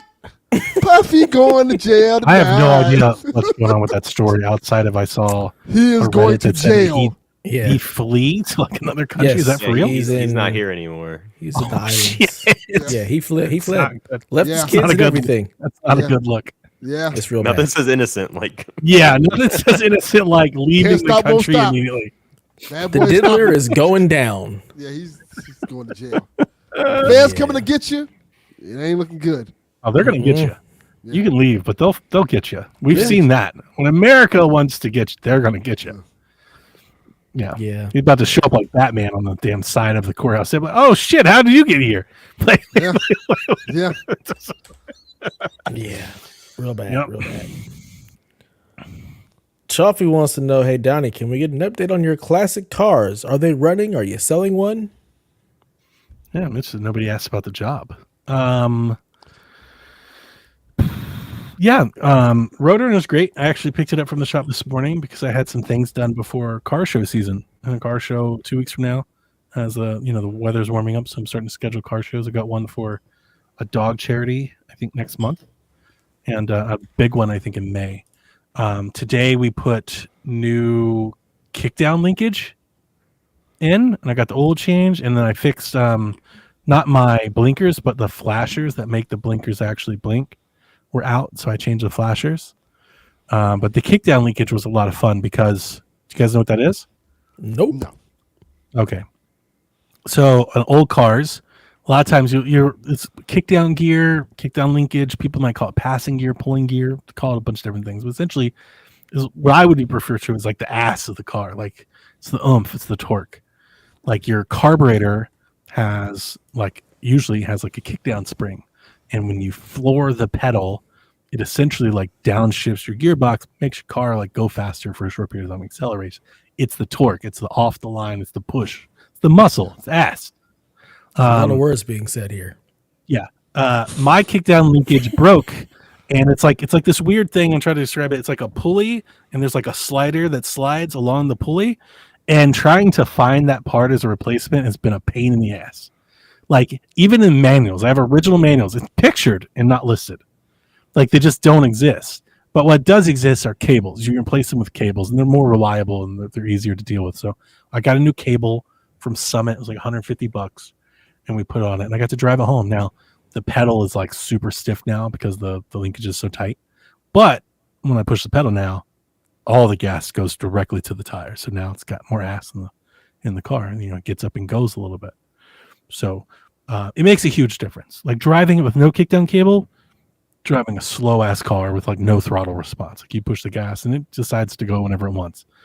Now with it on there, now I push the gas and the whole damn car shakes and goes. So it's been a lot of fun. Maxine, on the other hand, the Ventura is still sitting over there in the yard. I thought they were about to paint it or something. They are. So this is all kind of relatively recently, but my uncle wanted to buy the car for me.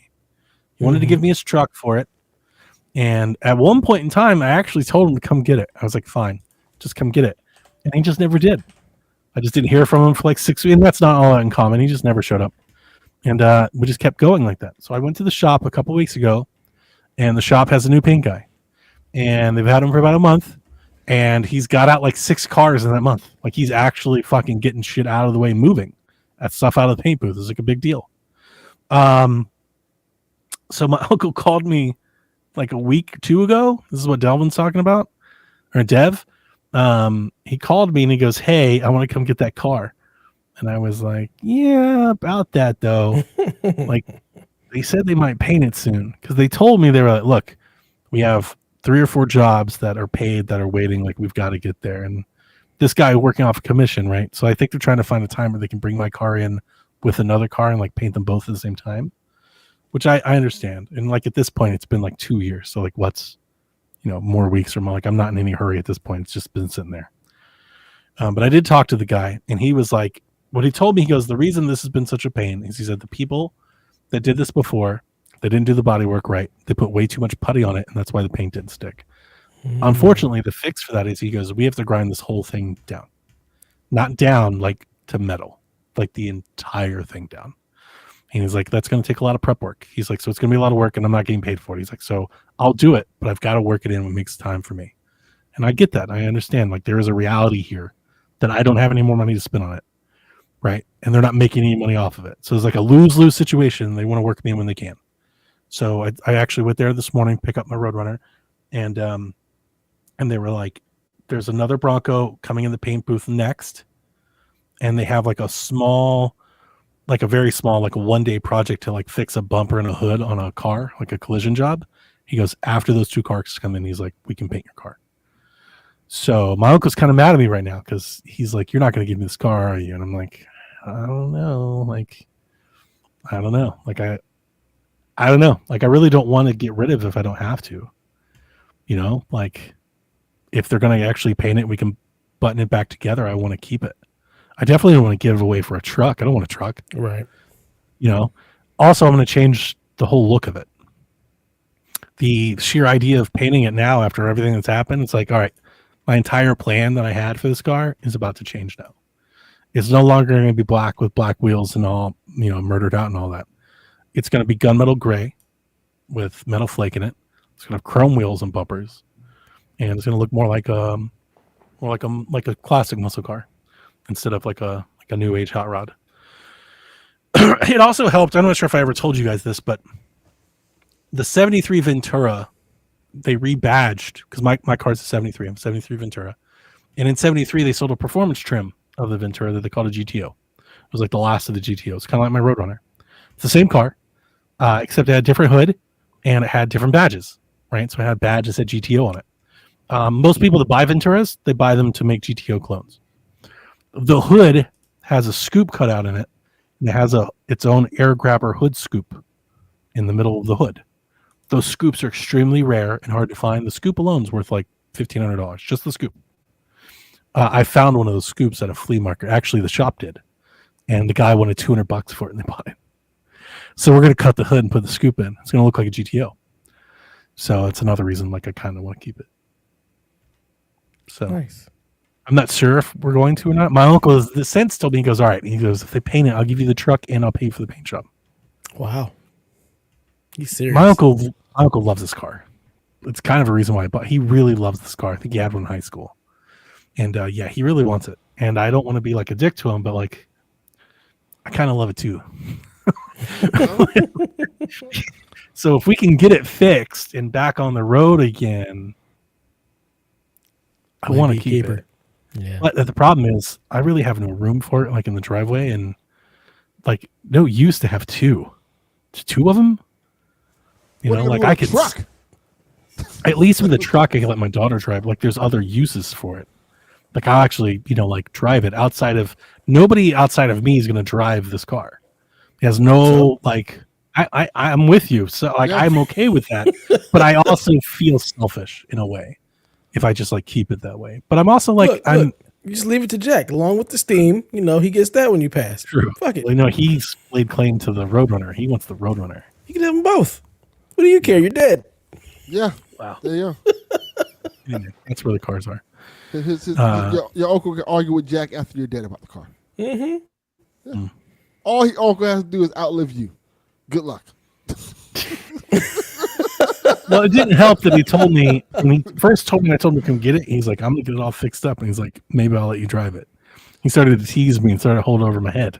Well, you know? See, that was the wrong move. If anybody knows Donnie, you fucked up at that point. Yeah, for real. That's I'm the captain now. Right. So, yeah, I don't know. We'll see. Like I said, I'm not in any rush. It doesn't really bother me. So we'll see. If they don't get it painted, like honestly, I do think I'm kind of at an end point here. If they don't get it painted soon, I am just going to tell them I'm going to come get it. I'm not going to keep messing with it. Like they told me they're going to paint it soon, and I kind of alluded to them. I was like, okay, this time I'm holding you to it. You said I'm soon. I need to be soon. If I'm not soon, then I'm going to have my uncle come get it, and then we're going to have to talk about reimbursement. So, balls in your court, guys. I've been plenty patient. All right. There you go, Toffee. You got your car talk. Smokeless Joseph says, if Devin woke up with a full head of hair, do you think he'd be filled with so much joy that he'd finally release the tapes? No, You have to someone have else- tapes released. Someone them. else would Tapes do don't something to exist. impress me. There's nothing It's there. fake. It's a facade. Yeah, it's no It's tapes. a joke. It's a long Someone- con. It's someone AI. else It's would say, made "This up. is why It's magical fairy dust. You Riff. never get the tapes because of people like this. That's a lie. Because when What we do you actually think his hair believed you looks like? and we tried to get the tapes, there was no tapes. What do you to think be it is? had. Are we talking Cat Williams? Are we talking Fro? Like what do we got going on up here? Just a full head of hair. Like he can actually go and get a real haircut with a nice Real fade. haircut. Yeah. No, Well, they charge him $40 his for his hairline haircut isn't in now. the middle of his forehead. They It's charge just- him it's like- $40 for his haircut now. What do you think they charge him with actual hair? Same A $40. $200 haircut. Same $40. That doesn't seem right. Look, it is what it is. It's a lot $40 more work. whether or not you have it. Has nothing to do with how much hair you have or how much work I feel you like it do. should though. It's right? just the price is the price. price is the price. 'Cause Wow. You're not getting your hair done. You're getting it cut. It's different. It's not like it's a different. You pay more for a style.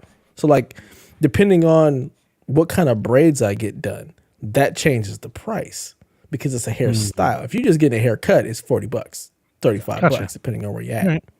So if he actually had more hair, it'd still be the same price. His hairline would just start, here versus here. That's fine. I've come to terms with it. That's all. Harsh reality. Yeah. Just grow it out and comb it over. Come I'm on. getting there myself. I'm just gonna do the It's thing. starting to thin out. I'm gonna do the thing I told him. I'm gonna go to the barbers that had a thing, the little patches you put on their hair. One day I would come in with a full head of hair. You're like, what happened? No. Like, Oh, got no. that unit. Got that unit. Got that Beijing. Yeah. Got that Still no Beijing, baby. tapes. Yeah, no tapes. No tapes. You got no tapes to release. Don't come in here looking like Carlos Boozer. Start sweating. Right? You'll be sweating. And Boozer. Wow. I'm gonna get it everywhere. I'm gonna get the full beard.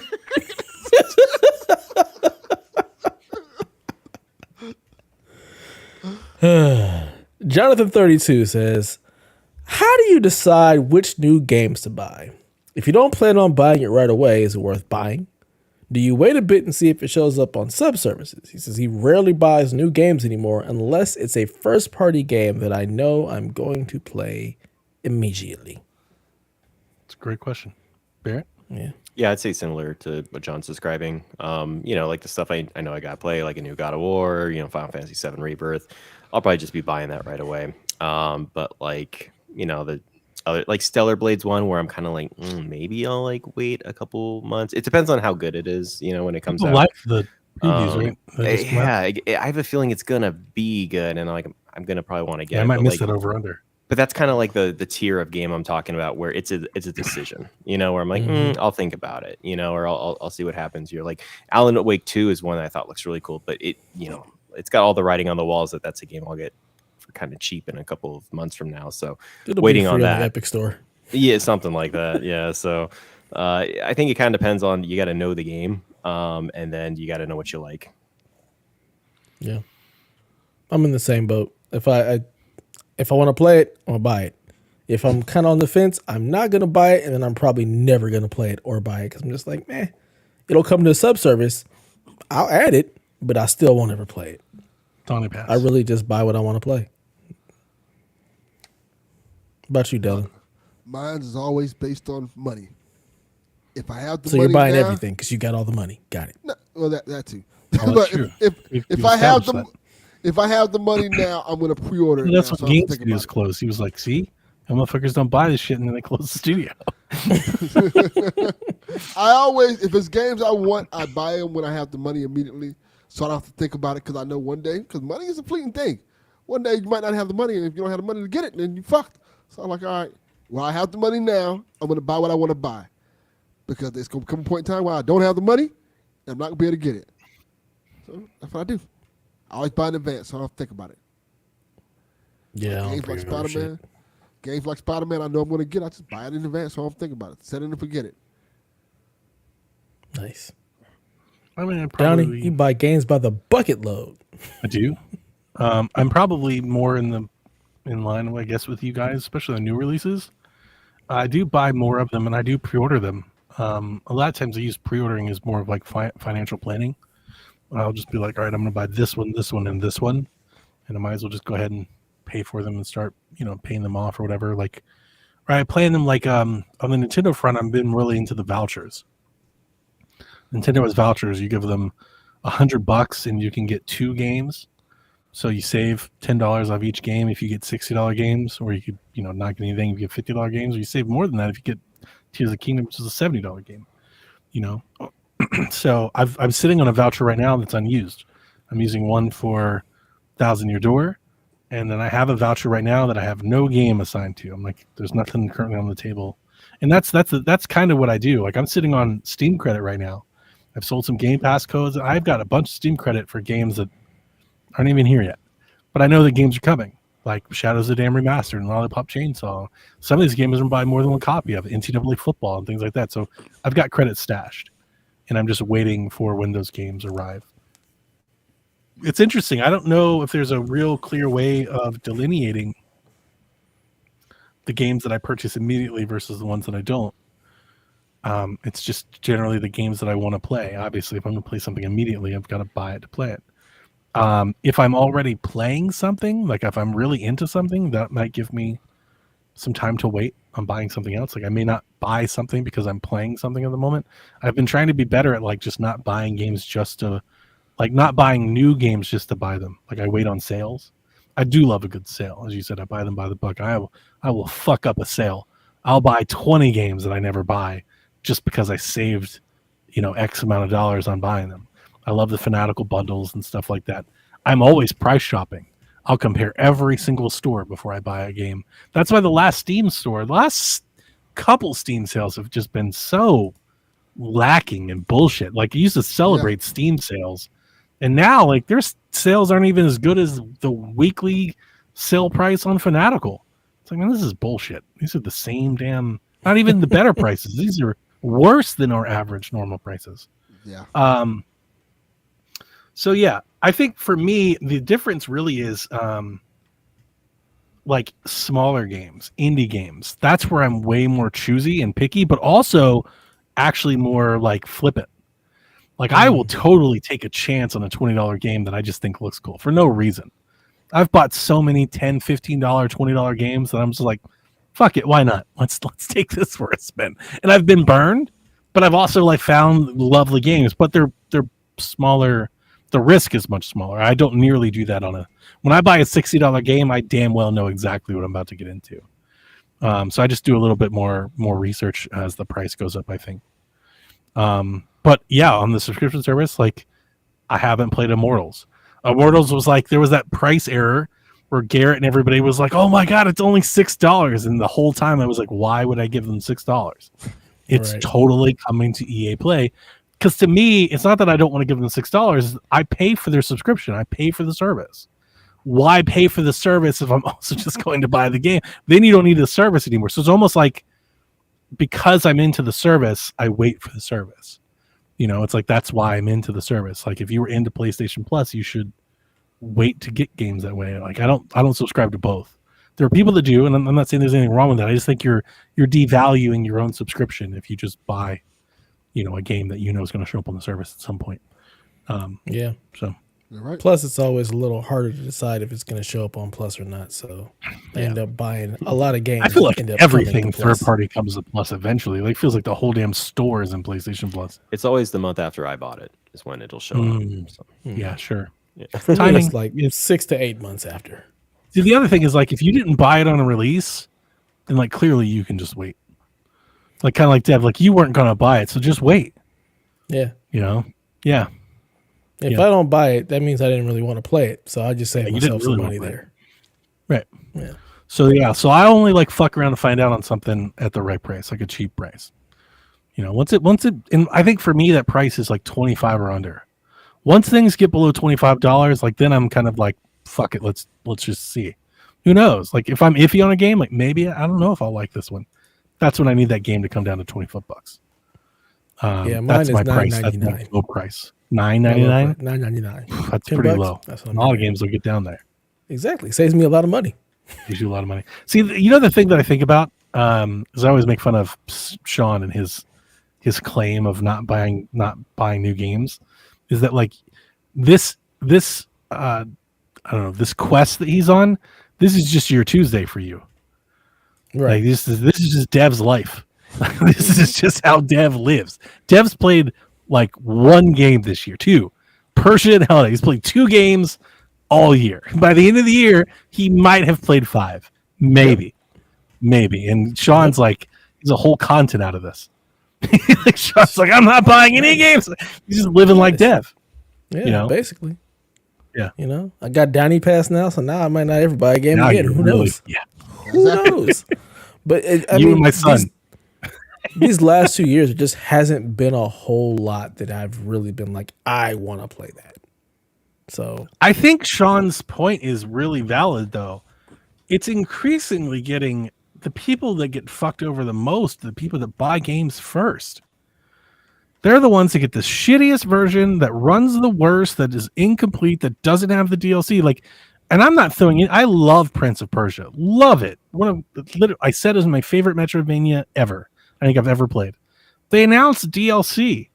And Rebecca, who has been waiting, she was like, oh, I'll just wait to play it then and I can play all of it. And I'm like, I'm kind of jealous. I'm like, yeah, why don't we all do that all the time? And I think that's been Sean's point. Or you get like these games that are broken on day one or don't run well, or the awesome performance ray tracing mode comes 6 months later, and then they get to play and they play the best version of the game. Or like, look at Cyberpunk. If you just waited on Cyberpunk, you probably jumped in and you're like, I don't understand what everybody's bitching about. This game's amazing. Like it really, there's no incentive to be there first outside of saying something on a podcast or having a tweet about it. Like there's no other incentive to do that. Yeah, that's the way the industry is now. Games are constantly updated and patched. They got to get released to, appease the shareholders and get the game out there. And then we'll just continue working on it until we actually fix it. Yeah. And some of them really do release. And like we were not getting to a point because we've been there for some time, but I do feel like it's getting more and more egregious of late. It's like some of these things are clearly not ready for prime time at all. And you're just releasing them anyway. And then you get mad, like when people, like developers get mad and people don't buy games. Like, why would we? Yeah. Why would anybody? Why are you expecting people to do this? Look at what's happening. You feel like you're being taken advantage of as a customer. Like you'll just be there. It's like, well, maybe we won't. Yeah. It's unfortunate. But, it is what it is. This is where we're at as an industry. B-Man, you got to bounce? I do. Yeah. But it was a pleasure as always. I'll see you guys. See you at the next one. Next time. Yeah. All right. Thanks for hanging out. We appreciate you and that awesome sweatshirt. Yeah. Peace. Yeah, have a great night, guys. You too. Bye. Later. On that front, we'll have one more person to come through on like kind of like a tryout, and then I guess we'll have like some sort of a formal announcement. Shouldn't be a shock to people. But yeah, we'll that should be soon. For anybody that's been wondering anything about it, should be soon. Give me a couple weeks. For sure. I have an idea. Do we want to answer D-Life's question? It'd be nice. Is that the last He's one? one of the 7. It's not the last one, but oh yeah, I'm here. I mean, unless you guys got to go, I'm here. We can answer I got any nowhere to questions go. you guys want. I got nowhere to go either. Just sitting here drinking, so I'm good. Let's keep it going. All right, Tyler Kopp. He says, imagine it's March of 2025 and the Switch 2 is out and the lineup of games have been announced. What 3 games will put the Switch 2 over with the Nintendo fan base? He says, I'll start Mario Kart 9, Pokemon Remaster, and the greatest 3D platformers of all time, Banjo-Kazooie Tooie Remake. Why the hell is this question being asked here? This is a Shaq-ass question. Yeah, maybe he doesn't Tyler, listen to Shaq. the Shack is where you belong with this stuff, sir. God damn it. Yeah, not Banjo. F that noise. Pokemon, Mario Kart makes a lot of sense. I don't know if it's going to be 9 or something else or whatever, but Mario Kart makes a ton of sense, for sure. At least announced. We're just trying to think of fantasy games, or like, what do we think they're going to be? I think this is your fantasy. Fantasy games. Okay. Like, what do you think puts the Switch 2 over with the fan base? Like, What is it? What's gonna make it be like, yeah, this is the biggest pop we're gonna get? I mean, generally speaking, yeah, a new Mario game, a new Zelda game, and a new Pokemon game. That's the answer. If I had to guess, I think we're gonna get like a new Mario game, a new Fire Emblem, and Metroid. Yeah. But yeah, New Mario game, one of the Zelda remakes. Let's say Wind Waker. yeah. And what's a good one we could give? Let's go. Smash Brothers Ultimate. Have you seen the patent for the GameCube stuff? I did not see this. There's a Nintendo patented like a GameCube, like icons for controllers and stuff. People are thinking it's going to come to NSO. Oh. I would think if that's true that they would hold it for the next system, but who the fuck knows with Nintendo. And here's the thing. NSO is NSO. Like it's going to be on the new system and this system anyway. So I don't think it makes a whole lot of sense holding a platform for the new system. Like you could do it as an incentive to upgrade, but I don't think people are going to upgrade because GameCube's on the new system. I also don't think if you put it on the old system, people are not going to upgrade because you can play GameCube ROMs. I don't think that's a real thing. Yeah. So like if they could tide people over by putting some GameCube ROMs on your Switch for the summer, I think that would probably be good business for Nintendo. Cool. I don't have an answer for this.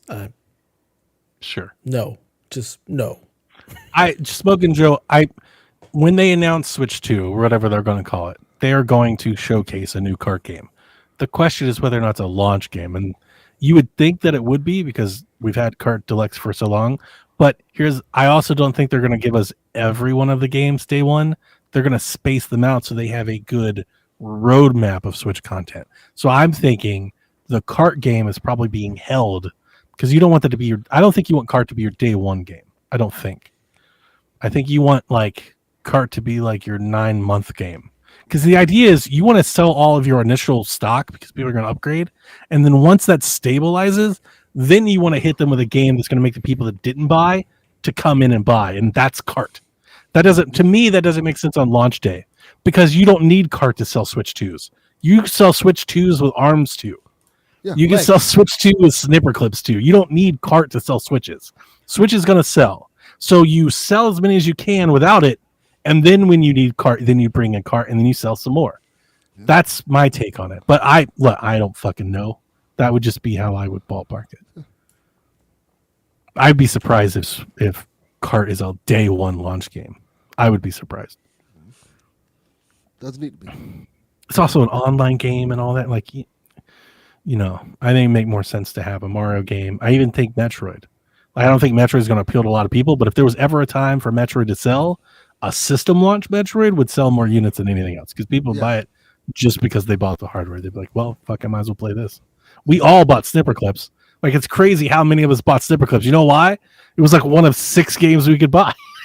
Like a lot of people bought it. That's all you had. Yeah, so if you have Metroid Prime 4 like next to a Mario game, I would imagine most people will just buy both. You probably sell 10 million copies of Metroid if it's a launch game or like launch month. Interesting. Sleepy Gamer says, do you think the chase to 4K and having high fidelity has made gaming better or worse? Also, what was your favorite Muppet-related thing as a kid? Skit, movie, song, etc. And what is your favorite as an adult? Random add-on. Muppet Babies. 4K and Muppets. I mean, I'm not going to say it's worse. I think there's maybe an argument to say that there's a segment of gaming that I think has maybe been made it where I think that chase has maybe made console wars worse. Yeah. But does it make gaming worse? No, I don't think so. Yeah, I don't think it's really changed anything because I think once we got away from the performance ideal of getting a game at 60 frames and keeping that performance, it used to be there chasing all the graphics, time. And chasing graphics, that changed, and so 4K it still runs at 30. It didn't change anything. It hasn't made it better or worse. It's just we've been looking at graphics and fidelity for so long. Like that's been the thing that brings people in because a lot of people didn't even know the 60 frames per second was a thing. Correct. We were so it was just the standard. So What also, we had performance before, but the idea that chasing graphics is a trend, this has been video games forever. This is literally the reason that 16-bit and 8-bit, like that's all chasing graphics. And 64-bit and the blast processor and the expansion, like all this shit is all just that. It has always been that. Like video games parallel with the chase of better technology go hand in hand. That's why it's called video games and not just gaming. The video, I often say this on Shaq because people, I often get painted as the person that cares about graphics more than like Rebecca does, for example, which is true. But I often bring up it's called video games. Like video is a part of it. Important part of it. Yeah, I do like a pretty game. I'm not going to apologize for that. Red Dead, it's pretty. Yeah, I'm not going to apologize for that. And it doesn't have to be, a spectacle. Ori is pretty. You guys know that. I think most people know that and know that about me. I just love a pretty game. It doesn't mean it has to be the grandest technology showcase ever. I just love a pretty game. Just be pretty. I don't care if you're doing 16-bit or something. Just be pretty. When I look at it, be visually impressive. Yeah.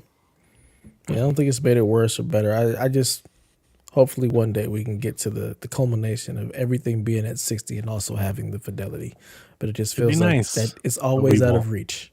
It's just always out of reach. Every time they get more resources, they will just keep pushing the graphic power forward.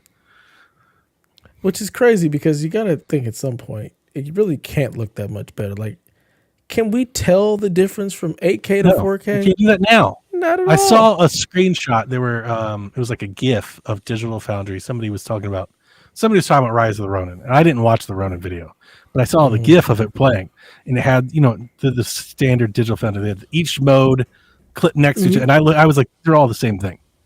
Like, this is literally the same thing. I don't know what the fuck is going on. What are they talking about? Like, one was the performance mode, one was the pretty mode, one was the ray tracing mode. I was like, these all look like they all look the same. Like, this is the 1080p Rise of Ronin across the board. All three of these are the same. Especially in motion. Like, it's so hard to see that stuff in motion. Like, it really only makes a big enough difference when you're playing a much slower paced game and you stop.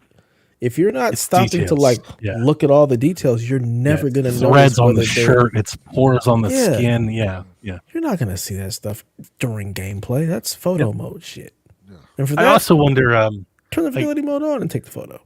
Two things. I really wish Digital Foundry like would pull a fake and release a video and just talk about the difference, and it's just completely wrong, and then just watch people take it as gospel and run with it. Because how many people would get got by that. So many people get got by that. We quickly run to Digital Foundry said Digital Foundry. I love the analysis. But I do think that I appreciate your effort, and I think we do this collectively of trying to bring context to it. But yeah, like we were talking about the PS5 Pro, right, when all those rumors were dropped. I'm one of those people that I don't think there's any need for a Pro. Not just based on the specs, what they saw, but like tangibly, what the console's capable of. We've seen it on full display. There's no reason that any developer can't make an insanely gorgeous video game that runs at 60 FPS. And I would say, and dare I, with ray tracing, but even without it, there's no reason that any game is like they shouldn't. And if you can't, then I would say you need to rethink how you're designing your games. And that's not to stifle creativity, but it's like, that's the point. Like the point isn't that we don't need a Pro because we don't want to push things forward. It's just, if you designed your game for the hardware to be optimally ran by the hardware, instead of trying to make the hardware do something it's incapable of doing, then your games would be gorgeous and you would have all the performance you need. There's evidence of it in droves. There's dozens of examples. Beautiful, Ratchet and Clank, Ghost, like it's everywhere. It says there's no reason for you to say that you can't. And if you're like, we can't, like Gotham Knight, if you can't, then you're not designing the game. Then redesign your game. Like change the way. Like I feel like we are getting to a point where hardware is at a point where maybe it's on the developers to maybe adapt. 1000%. People are like, we're CPU bound. It's like, well, maybe then don't do that so much. Maybe tone that back a little.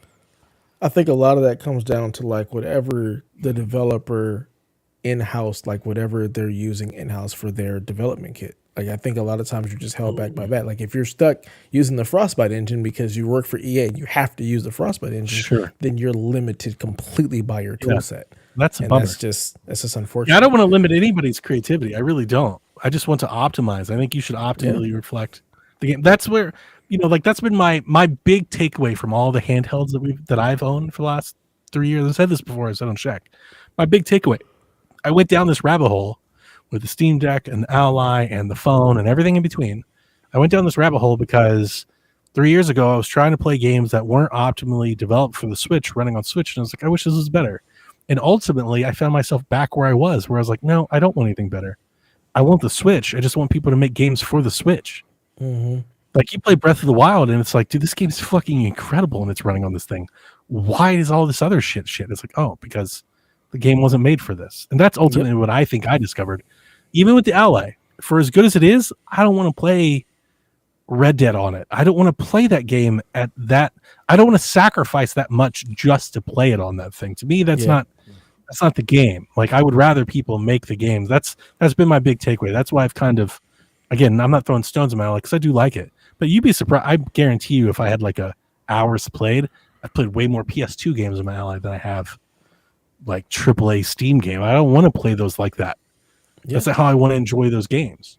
I'd rather stream them. It's like I'll just stream it. At least then I'm playing the experience. 1,000%. And I'm not sacrificing the experience.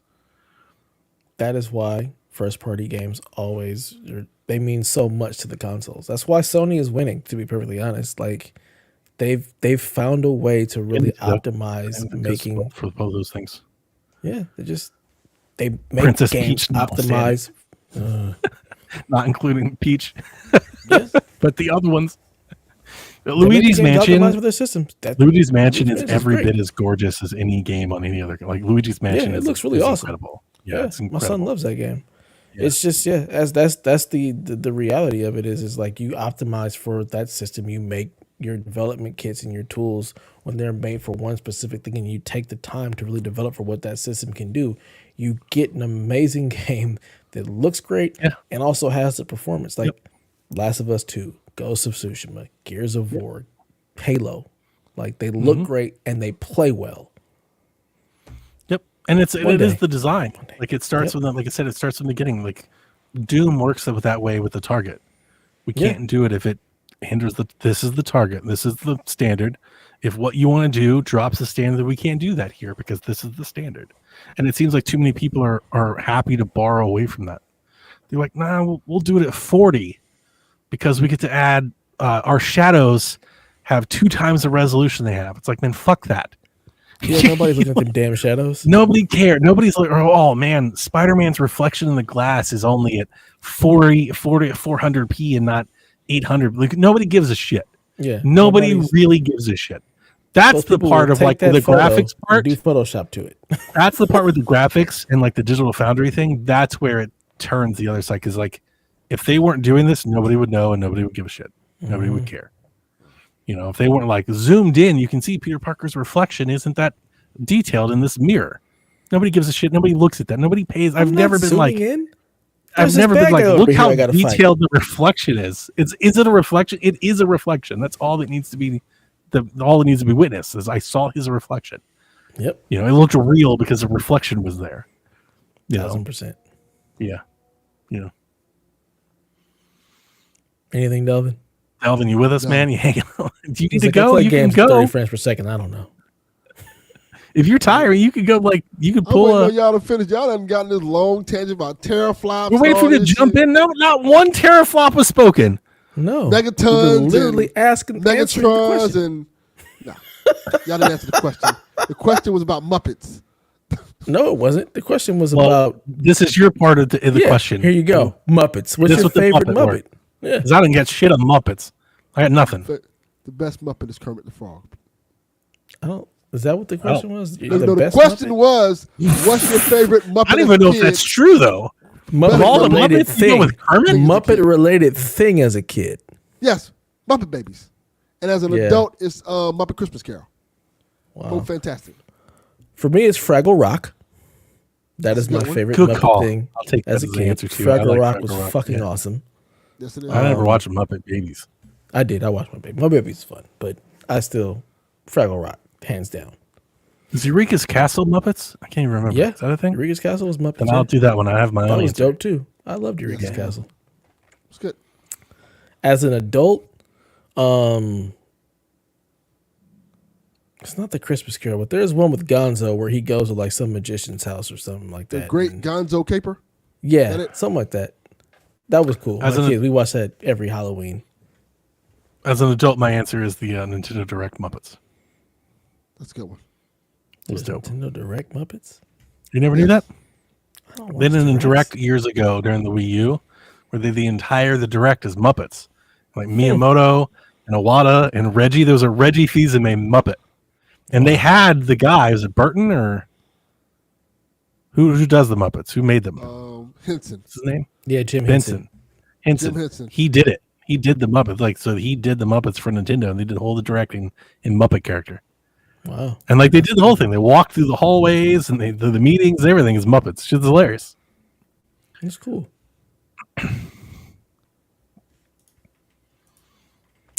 All right. Last God question damn it, D-Life. of the show. Dilfy says, if you could give a new gamer one game recommendation in every gaming genre that you like, what would Have you those lost games your be? fucking mind, D-Life? It's 1 o'clock in the goddamn morning. What are you talking Every about? genre that you like. All right, action game. Cyberpunk 2077. Hang on. Would we split action game different from like Probably. open world? Like, is open world its own genre? I guess. All right. Jesus Christ. Is God of War open world? Because I wouldn't call God of Not War really. open world. It's No. linear. Action I mean, game, I'll go God of War. Open world, I'll go. I want to say Breath of the Wild, but I also want to say like GTA 5. I'll say Breath of the Wild. Horror, I'll go Resident Evil 4. I can get down with that. I'm not going to oppose you. That one's a good one. Fighting game. Mortal Kombat. Marvel vs. Capcom 2. Shooter. Call of Duty. Now, which one? Far Cry 5. Destiny 2. Platformer. Mario Wonder. Same. Mario Wonder. Racing.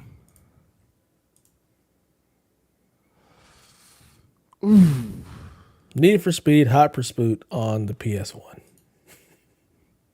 You hate people, don't you? That game was fucking awesome. Forza Horizon 3. I'll go with that one too. What are we missing? F-Zero. Just to piss Oh, off. fuck off.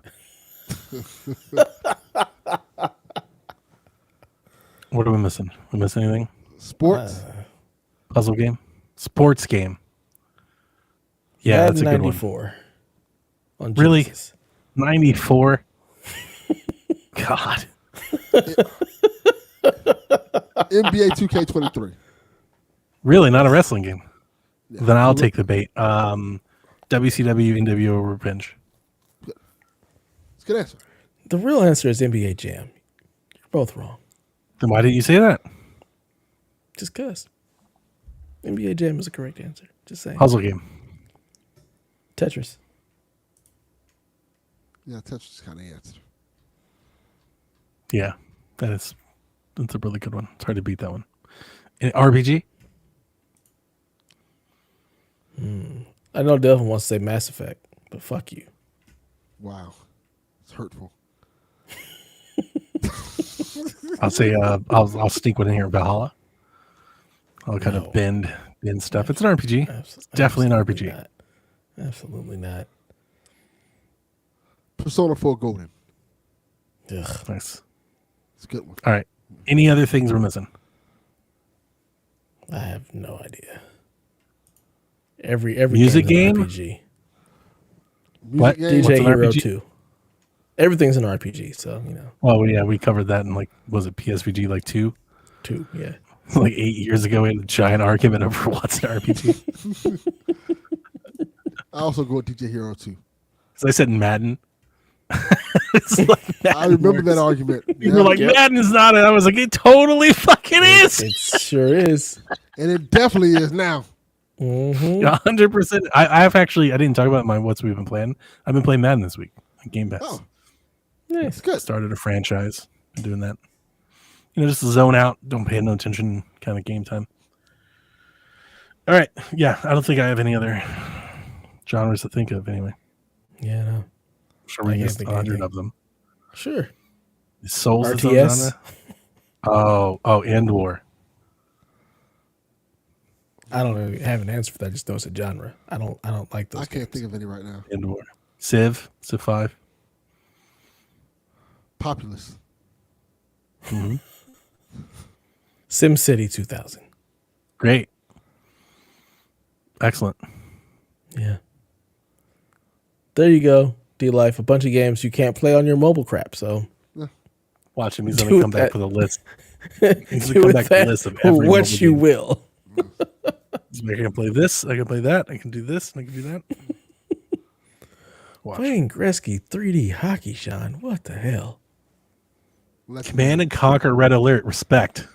Good. Also, Tiger Woods. Shout out. Good one. Which one? I like Tiger. Tiger's I'm excellent. sorry. Excellent video games. A shit ton better. Now we have Rory McIlroy's golf. excellent video. EA fucking golf club that sucked ass Terrible too. at cheating. They've been terrible. Just awful. It's like this is the golf club. What do they call it now? PGA Tour 2K? 2K is eating EA's lunch just like they did on the fucking basketball and they used to on the football front. Like PGA Tour 2K crushes anything that EA has done golf wise in a decade. Well, that's going to be going soon. Oh, well. Look, just bring back EA Sports Big. Give me SSX Tricky. Can you and imagine NBA EA Street Sports Volume big 2. golf game? No. Fucking dope.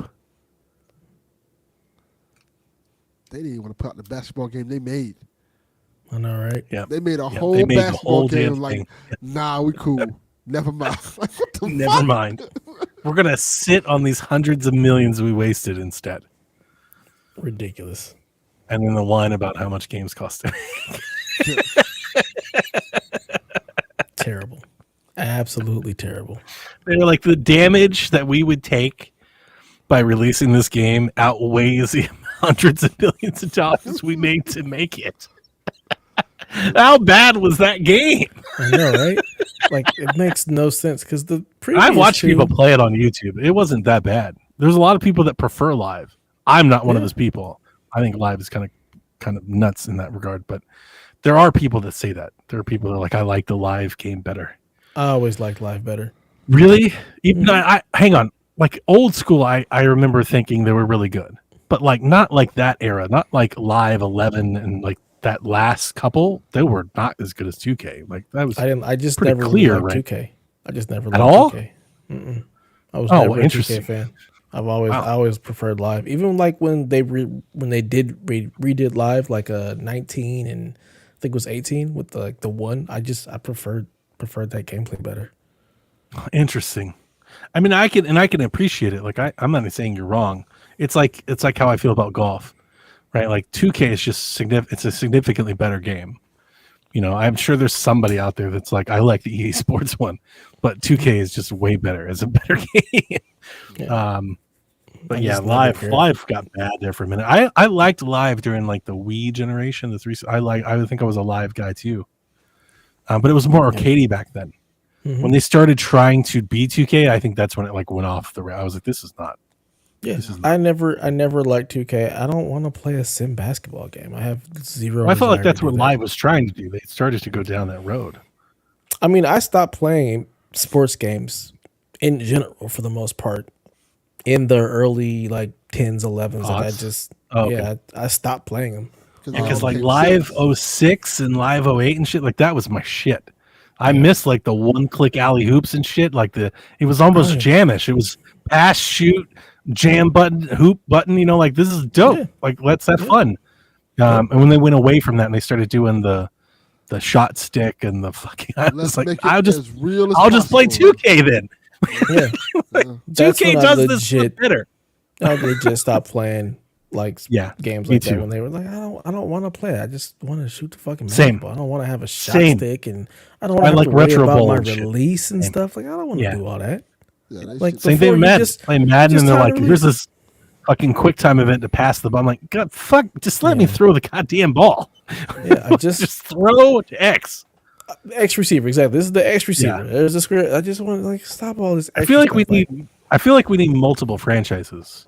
We do need the NFL Street, or the NFL Arcade, or the 3-on-3, or the NBA Jam. Like we need those. We need more of those, Yeah. so we can appease both of those things. But like as with all things, they won't make enough money making one, so they just don't do it. Right?